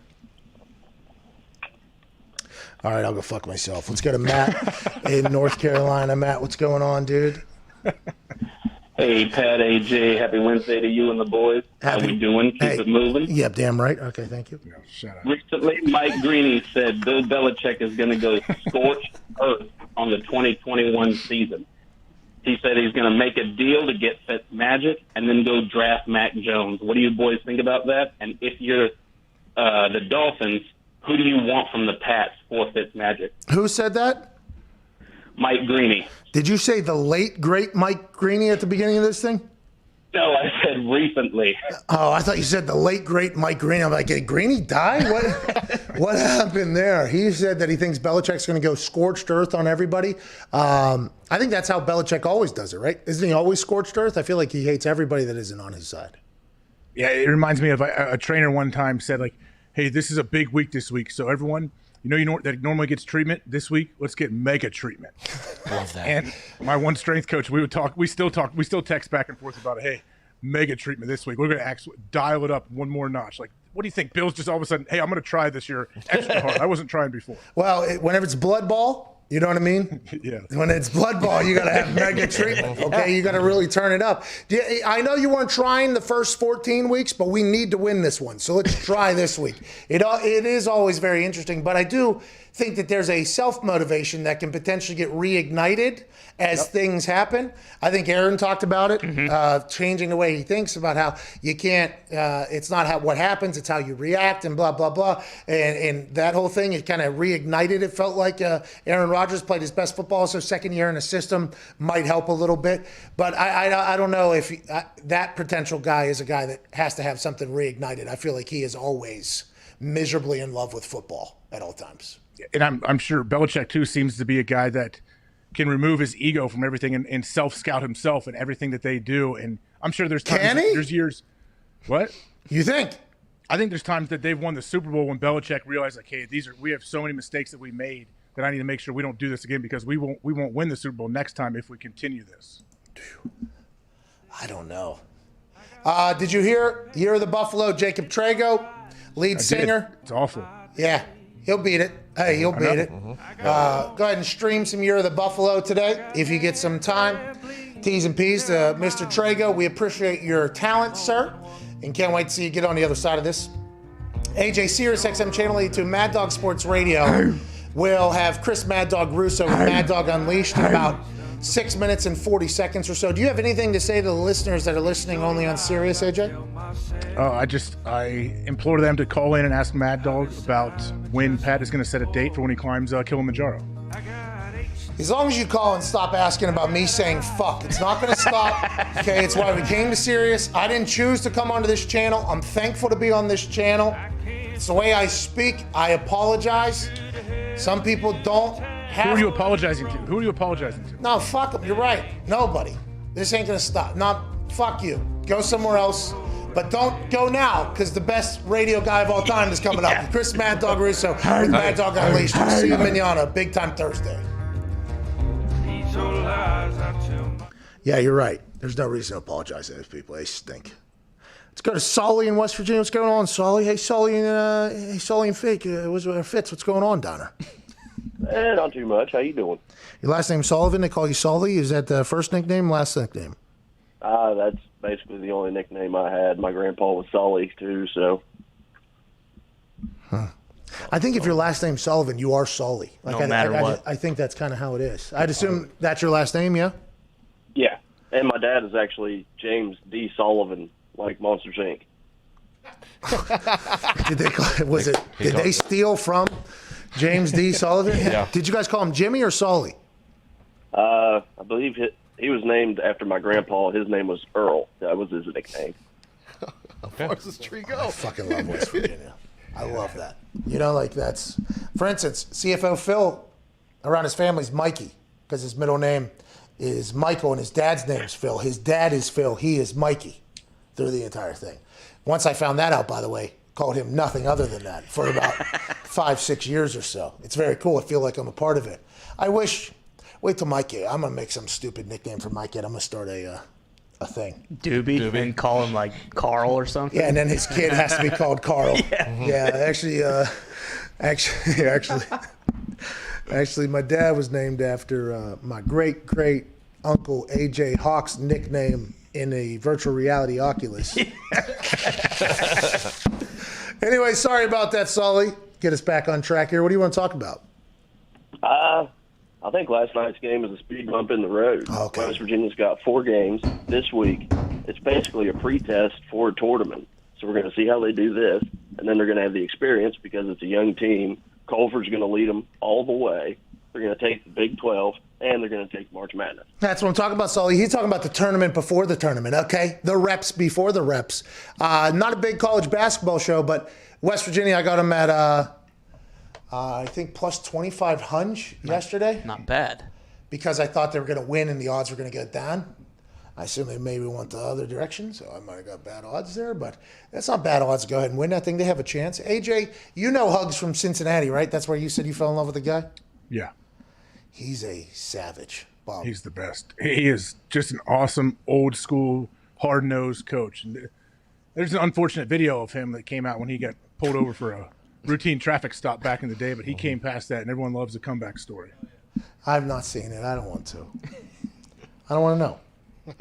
Give me the Hey, but I understand you lost money on West Virginia last night, but if you truly want them to win it all, it's not a big deal. Like, lose now. Lose in the Big 12 tournament, lose in the Big 10 tournament. If you're not one of those teams, like all that matters is the 64 that get in. Well, the issue was this West Virginia team was so hot. They were like 7-0 on the road in Big 12. And my immediate thought while watching them was like, oh, are we hot too early? Like, hey, are we hot? Because these teams are going to get hot. And Baylor had gotten chilly since post-COVID situation in the Baylor Bears. So I'm like, okay, are we hot too early? We lose last night, but we had a hell of a game. I think we're still hot. Like, I think we're still playing well. Hopefully we'll be able to carry that momentum all the way through. They know they should have won that game. Everybody knows it. Everybody fucking knows it. What's going on with Ohio State, AJ? They stink, huh? They are on you guys schneid. stink. No, they know this doesn't matter right now. You guys getting stink. Primed. They're getting primed. Got dog walked by Iowa. Yeah. Oh, my Hawks stole God. their mojo. Oh, really? Legit. Oh, yeah. What's the guy's name? Garza. Luka Garza. Hey, they're a top 5 pick. I do not think he will get drafted, but he is one of the best college basketball Maybe players of all second time. round. Maybe second round. We'll see. to Tyler Hansbrough. Hey, he was drafted here to the Pacers. Yeah. He's Is he in the league still? He tried hard. He's not playing. Oh, he is. Zito graduated from. Hey, let's go international, shall we? Let's go to Pepe in Mexico. What's going on, Pepe? ¡Órale, cabrones! Hey, órale! Hey, happy miércoles. ¿Cómo estás el día de hoy, Pat? Yeah, bien. All right, good. You're improving, man. Quick things. First and foremost, peace and peace to Trego. You got the Mafia support, so let's kick his ass, man. Let's go, Trego. We appreciate you, pal. Love you, Dave. His name's Jake. Now, man, number two, people never cease to amaze me. We have old farts trying to TikTok and post on social media fighting for QBs. Old white complaining on a conservative printed tabloid about to be extinct, trying to save their job. So for that old white to get the fuck out of our lawn. I like that. Who are we talking about? That's a dark turn. The post. No idea what he said. What happened? Get the fuck out of our lives. He was talking about punching or munching or where. Bill Mushnick. Munchak. Oh, shit. Pepe hates him. Hey, Pepe, we're past him, Pepe. So are you, but I appreciate your phone call and your energy and the way you really brought it there for Phil. What about Pepe? Attaboy. Hey, attaboy, Pepe. Attaboy, Pepe. How about me and him speaking Spanish to each other and AJ having zero respect for it because he's from Ohio? We don't understand it. That's right. Uncultured swine. Miércoles means Wednesday, AJ. Yeah, have a little respect for maybe hump day, pal. All right? Thanks, Nick. I was still laughing at Ty, messing up the name. Oh, you're talking about the Trago? Unfortunate time to mess up. No, something. that's inside joke. inside Inside baseball. Yeah, he did it on purpose. Inside baseball. It's not it. Dave Trago will appreciate that. Yeah. His name's Jacob. His name is Jacob. Love you, Jake. Well, we've been calling him Dave for well over a year. He came into the office and they all just said, Dave! And they saw him. His name is clearly Jacob. It is.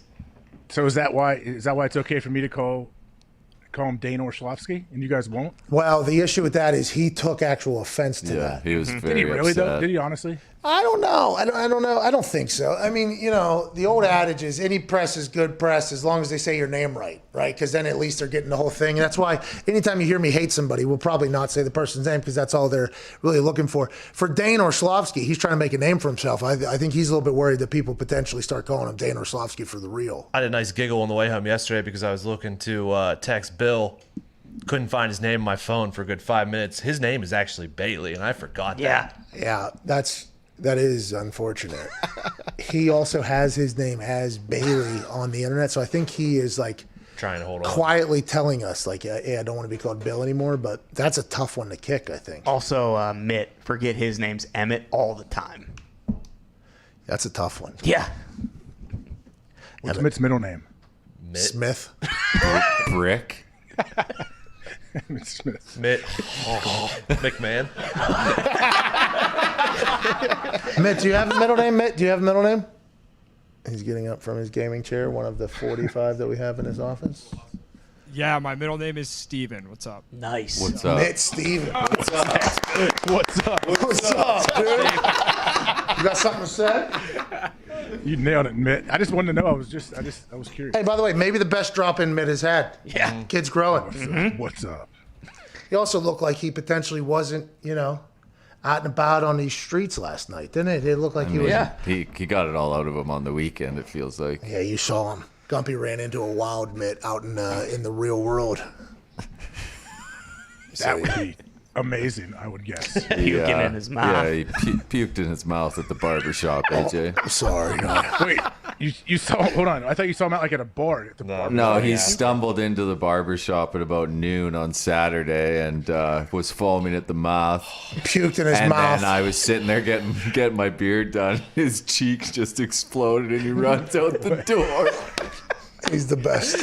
Let's not be too hard on the guy. We've all been there. Sorry about that. He was hung over, right? Or Yeah. Yeah. Too many IPAs.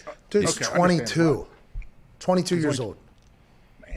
That's understandable. I thought you meant like he came in already that blacked out drunk and knew. I mean, there's a couple times, we have to remember he's 22 years old. Oh, yeah. Good kid. But there's some shit he does where it's just like, why? I don't care how old you are. What the fuck happened? I mean, I was blacking out till about 4 a.m., stumbling into the shipyard at 5 a.m. at 22. And that's why they can't teach the grit like you guys used to have back in the day in the shipyard. Hell no. Can't teach that in a school, can you? Nope. There's no book that you can read, any chapter that can teach you the grit that you had to battle through in the bottom of that ship. Inhaling toxins. Oh, God. Oh, God. Jeez. Was that Nick? You had something to say? You catch Gumpy on the right night, you can still get that out of him. They call him the claw machine. They do. He crushes claws. You got a couple quarters on you, the claw machine will pay dividends. All night. I had claws down at vacay. Yeah, on vacation. They're nice. They're not bad. They're not bad at all. Slippery slope. Like, how many do you drink, Gump? Like, will you drink 20 of them in a night? Like, if I get going? 12 to 15. Yeah. Yeah, those things are legit. Like, they go down like I found a restaurant with 19 ounces. It's great. Just a 19-ounce can? What was that, fucking Guinness? Like It's awesome, man. What was that beer? Australian Foster's. Oh, yeah. Is that what you're drinking? That's a white. They have a Foster's. I think Foster's was only a pint. So No, Foster's. No, they had that fucking pounders. They had the 24 ounces too, didn't they? Yeah, they had a big boy. By the way, that beer was not that bad. I guess all the Australians came out there like, that's not what we drink or whatever. And I'm Shrimp on the bar bag. It's pretty good. It's not bad. Is that Jamaican? You watched the Biggie doc. Yeah, I did. Yep. Yeah, respect, Chet Hanks. Rude boy. He's not in the Biggie doc. Oh, yeah. Right-hand man. Chet Hanks is not in the Biggie documentary. Somehow, he managed not to be in the Biggie documentary. Sounds like a miss. Hey, I'll tell you what, a movie that's very good, based out of Jamaica, Shatas. Oh. It's a great movie. Is it new? It's a gangster movie out of Jamaica. It's awesome. It's old How do you spell it? I'm not sure where you find it. Shottas. It's a good movie. It's a good movie. I don't know where you find it. We found Where it. did you find it? Deep on the internet. I watched it with Joseph Adai and Clint Session one time, and I was like, Oh, so recently. This is a recent one. No, long time ago. We watched it in the office too. You tried to make us watch this in the movie. You left 20 minutes in. Everybody was sleeping 30 minutes in. It was. I do think that when I originally watched it, there was some sleeping in there as well. It's a good movie, though. Fucking have a little respect, please. Let's go to Ott in Estonia. There's the cover art. Greetings, guys, in the studio. Mr. McAfee, Mr. Hogg. Hey, Ott, how you doing, pal? Good to hear from you. I'm really good, thank you. I would like to give a big thanks to official, unofficial McAfee Mafia Discord with 544 members. Okay, let's go. Let's go. What was it? I don't know. Okay, I have a question for Mr. Hawk. There's 544 of them. When you played in the Bengals, there was a defensive player called Marcus Hunt from Estonia. Do you remember him, and do you have any great memories about the man from my hometown? Hey, hey, is he actually from your hometown, or is just the whole country the hometown? No, he's actually from my hometown. If I would look out of the window, I can see his home. Oh, that's awesome. Shout out Ott. He's a big guy, right? Big dude, big D lineman, like super raw. Was a track guy in college. Came over. Yeah, I called him Magnus. I called him Magnus for Magnuson. Marcus Hunt. And so I'd always call him strongest Magnus. man. He's like, that's not my name, but I'm okay with it. Like he was the man. I talked to Magnus a lot, man. Is he still playing? Wasn't he with the Colts? Yeah, He Pat, was. his name is not Matt. It's Margus Hunt. Yeah, thanks, man. He is the nicest big guy. I've been around a lot of NFL big guys. He is the nicest big guy I have ever talked to. He's fucking huge. Yeah, he's very large. Thank you, Mitt. Hey, great dropping. And a baby Mitt. That boy, Mitt. Kid's on fire. He was. Yeah. And then the got greedy, man. Hey, you got a heat check. Way to go, Mitt. We went and did a shoot with Darius Leonard. I think we interviewed him, or TY or something like that. And we were walking into the practice facility, and I was getting a tour of the new building. They basically built a new building. And as I was walking in, this gigantic fucking human was walking out. And I go, oh, my God.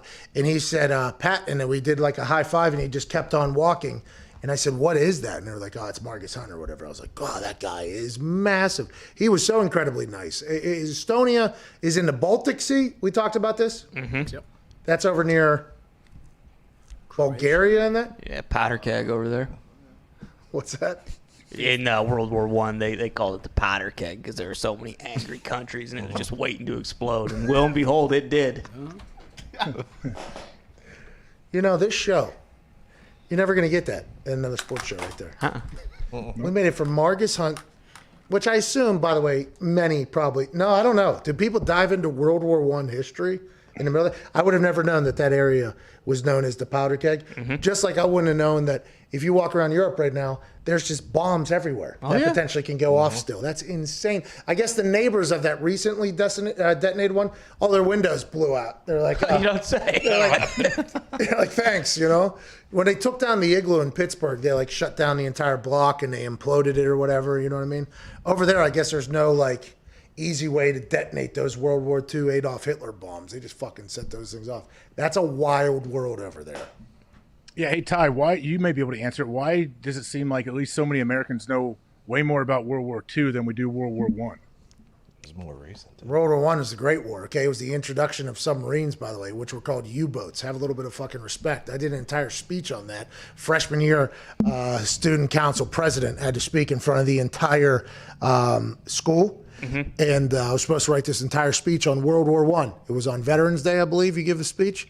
And I just took the president from the year before's speech, and I did not read it once before we went live because I was delaying. I'll write mine. And then day of, turns out I did not write mine. Sure. She said, I brought this for you, actually. And I did not do a read through. The submarine U-boat line really fucking got me in front of the whole suit. I had quite a bobble. I bounced back, but I learned more about the World War I in that lady's speech than I had in my entire life. I think that's an accurate statement. You don't really talk about the Great War much, which is World War I. You kind of move right along to World War II because it's the most recent. Well, and I would also assume because we got attacked, Pearl Harbor, so we kind of like had to. World War I started when Archduke Franz Ferdinand was assassinated. That was, over in Europe. We kind of just had to clean up the mess. We were like actually, imminently involved. We got attacked. Kind of ended World WW2. War II, kind of too. The Pearl Harbor thing, there's so many interesting. Yeah. Some people think it's an inside job. There are some interesting theories that are floating around out there. I went to Hawaii, when you go to Hawaii, there's a lot of military and everything like that. And I started reading up on it more and more. And the deeper you get in the internet about Pearl Harbor, I guess that's with anything, but with a world event, it gets pretty wild to go in there. Mm-hmm. Really? I didn't know that there's things out there about Pearl Harbor like that. Allegedly, we knew it was coming, and then we didn't prepare because we wanted. There's just a lot of. We didn't think about it. We didn't, which is why the Japanese general said right after they did it, like, "Oh no, we've just awoken a sleeping giant." Well, and then we found them. Did he say that, or did we say he did? He actually said that? Yes, he did. It on appears tape. We have awoken a sleeping giant. And by the way, in English, we still do. No. Perfect English, yeah. No way. And then he committed seppuku right after that. Then no, that part's not real, but we did lure them into Midway though, and then that was pretty much the turning point. Our relationship with Japan is still nowhere near probably what it was at one point, and I don't think it ever will be. They do. Now that's quite a generalization. They did not like us over there when we went over there for that USO thing. It was a little bit of a. I can imagine. A bitter reaction. I can imagine. There was entire generations in that town just completely. 2 times, I guess. You weren't flying the Enola Gay. You know what they I had didn't do against it. you. Hey, you didn't attack. Excuse me. Listen, I'm not getting into World War II. I thought they were pretty nice to me, though.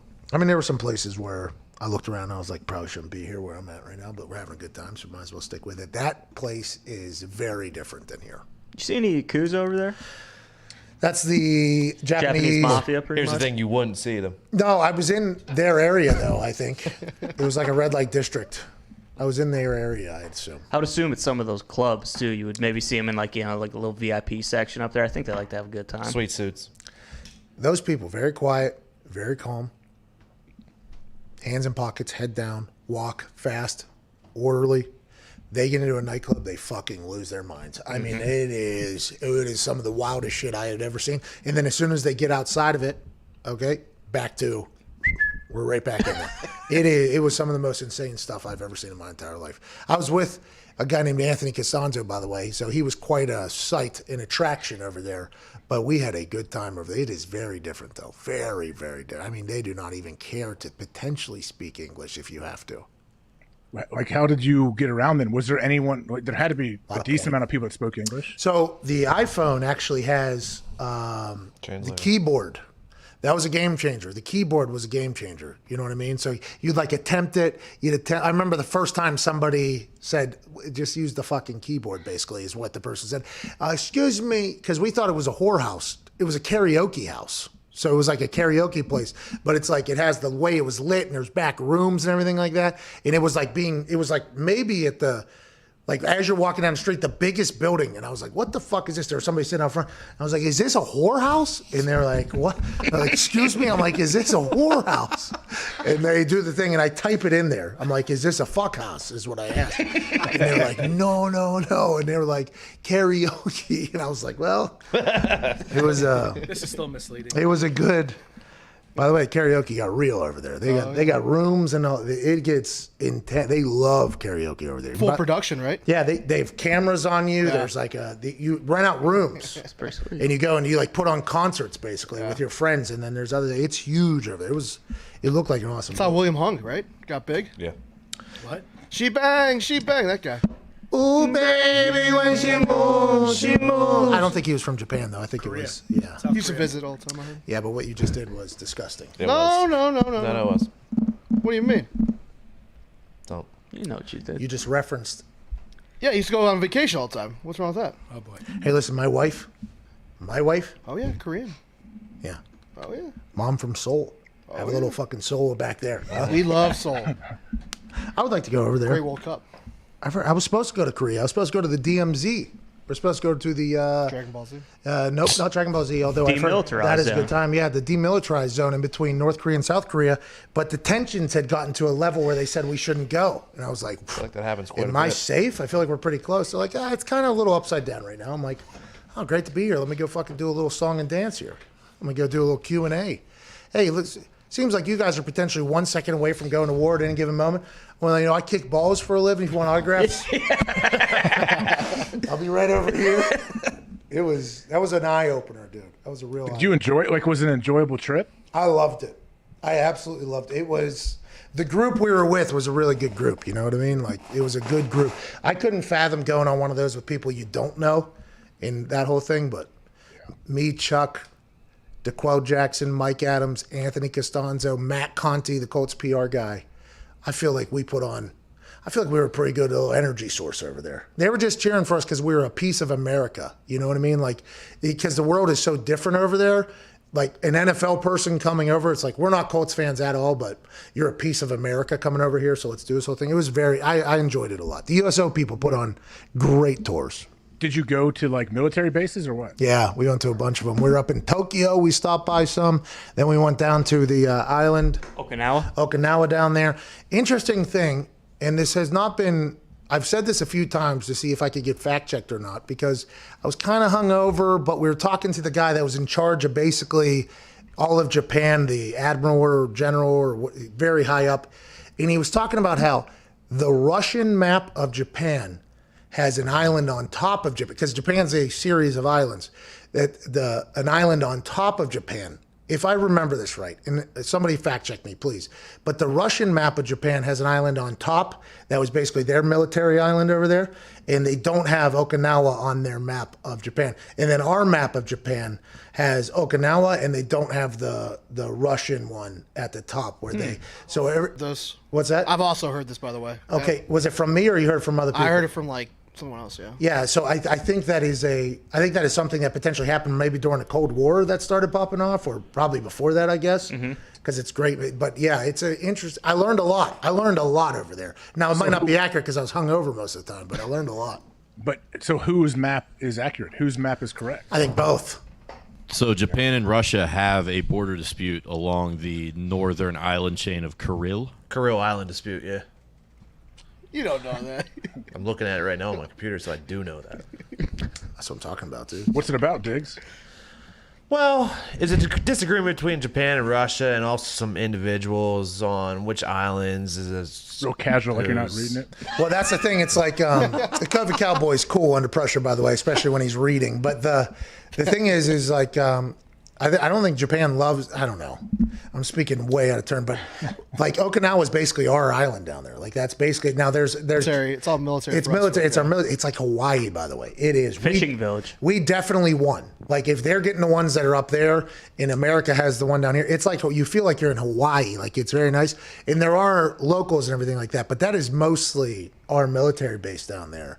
I don't know if that's necessarily loved either in that whole thing. We wrote in their rules, I guess maybe we or the world wrote that they're not allowed to have an offensive military, like only a defensive military. So like if they get attacked, they're allowed to protect themselves, but they're not allowed to do any attacking, basically, or something like that. I think that is a rather large piece of the conversation for why we potentially might not be on the best terms as well, from what I've been told. I could see how that could drum up some tension between the two. Yeah. So you're allowed to attack. But we're not. Yeah, well, you guys fucking Pearl Harbor, dude. Yeah, sorry. Well, best offense is good defense. But also, the best defense is scoring more. True. Very true. Very true. And on that note, this show's over. We'll be back tomorrow. Big thanks to Dan Campbell, Arthur Smith, Bear, AJ, the boys. Not a bad show today. Pretty good show today. Great show. Today was a good Wednesday, AJ. Hey, did Arthur talk much about his dad? Well, a little bit, but we didn't. He's a sarcastic guy. Like I think he's a. What was he looking at? Well, so I think the way the Atlanta Falcons, I don't think they did him many favors there. So I think camera here, screen here. So if he wanted to see me talk, he had to kind of look this way, and then he had to look at the. But Zito talked about that as well. There are some people that set up the people that are getting interviewed for absolute failure. Absolute failure. The angle or anything like that, they set them up for failure. I don't think that was for failure, but it wasn't as good as that potentially could have been there. What is that, Zeke? They just put the monitor up there?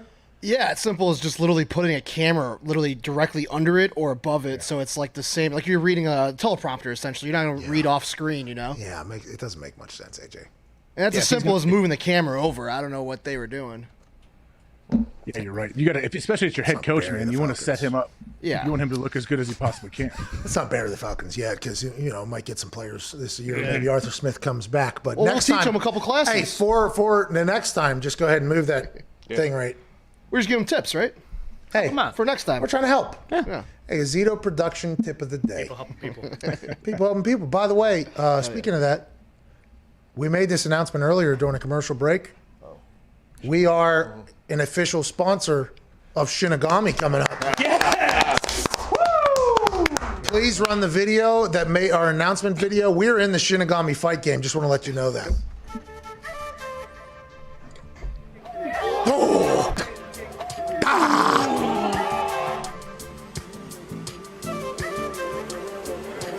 Shinigami fighting out of Lancaster, California. Yeah! Tramp stamp. We're in the Shinigami business. We got the tramp stamp. We cannot wait to see what he does this weekend against Big Smile. It's an honor to be in the Shinigami business, isn't it, AJ? It really is. So what, did you guys send him that and he has to iron it on his gi or what? He's already ironed it on. That was the second thing we saw it. He sent me a picture of the gi finalized. We were given a couple different locations on the gi where we could go where there wasn't logos. We felt like that was potentially the best because it feels like with street beefs, the camera tends to be behind Shinigami. Now, I think that's because he works the space a little bit. The only thing that wouldn't be great here is if he gets knocked out very quickly and ends up on his back. Right. That would be problematic and would never be seen or whatever. Still, oh yeah. But with the way Shinigami's been training, that ain't going to happen. Nah. All you're going to see is that kick to the mouth with a Pat McAfee Show actually paid for this right here. Cannot wait to be a part of it. Very thankful for old Shinigami letting us get into business with him before his big fight this weekend against Big Smile. Well, he either needs to win by knockout, which he most likely will do, or he needs to get knocked out and fall face first. Okay, yeah, you're right. We don't want that. No. Come on, But if AJ. it does come to It's that. not going to happen. But if we're talking about ROI, Yeah, a big time head kick would be the way we want him to go out if he were to go out. he's not going to go out. No, he's not going He's to. training better than he's ever trained, dude. I agree. Yeah, You weren't here when we were talking to Shinigami. I know. No, I wasn't. Oh, so you didn't get to feel the electricity. No, I watched it. I watched We it. all know what Ty's doing here. No, I'm not. I tweeted this morning. Head kick KO Shinigami first round. But if he were to get knocked out, probably not going to happen. Not going to happen. Not going to happen. But if it was to happen, take one right on the jaw and just let that momentum take you down face first. and then they'll get the shot where Yeah. it'll say Pat McAfee Show actually paid for this. Exactly. That is the actual thing, by the way. That is it. That is ironed on. That is the completed project right there. We had to make that PNG, by the way, and there was a lot of conversation about the actual words. What were we going to do? How many inches did we get? There was a lot. I mean, we really tried to maximize our time there. Zito, great work on that PNG. Thank you guys. Yeah, I saw Shinigami's. He's lobbying on Twitter, I think, to get Monster Energy to take a patch, right? I'd like him to focus on the fight, maybe. Let's get Monster next fight. All right. Let's get you Monster, okay? But we're getting close to fight time. All right, let's go ahead and lock it in. Let's not be hustling for sponsors. Let's go ahead and let's go ahead and get a win this weekend, and we'll move on. Focus at the task at hand. Sponsor bums fighting on the street. Oh, that's show. Guy, that's man. show. AJ, thank you for everything, fans. We appreciate the hell out of you. By the way, we're giving away 2 more gaming chairs. Let's go. All you got to use is the hashtag PMS Big Gaming Show and tweet us why you would like a gaming chair. Billy Tubes will pick 2 winners from that. Hashtag PMS Big Gaming Show. At me, please, so I can see it. Actually, don't at me. At Bailey McComas. At Nick, too. At Nick Moraldo, for sure, please, because of his positivity. You at me, you will absolutely not win a chair. Well, Okay, you can at me Bailey then. can choose the winner. Just tag Nick just so he gets to see it. Just so his notifications are, a lot of people that watch and follow along. We appreciate you so much for watching every single day. There's new stats coming out, YouTube stats that are coming out, and it is alarming. And, people say something's humbling. When these stats come out, retention and time spent and click through and all this shit, it is all very incredible to see and to watch. And whenever I say something's humbling, I want you to know that we all feel as if every day we should put on a good show to warrant the amount of sacrifice you guys go through to watch us every single day.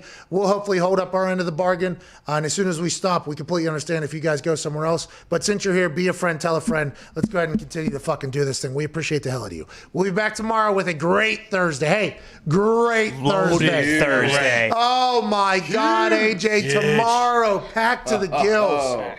Oh man. Hashtag PMS Big Gaming Show. Cheers. We'll see you around.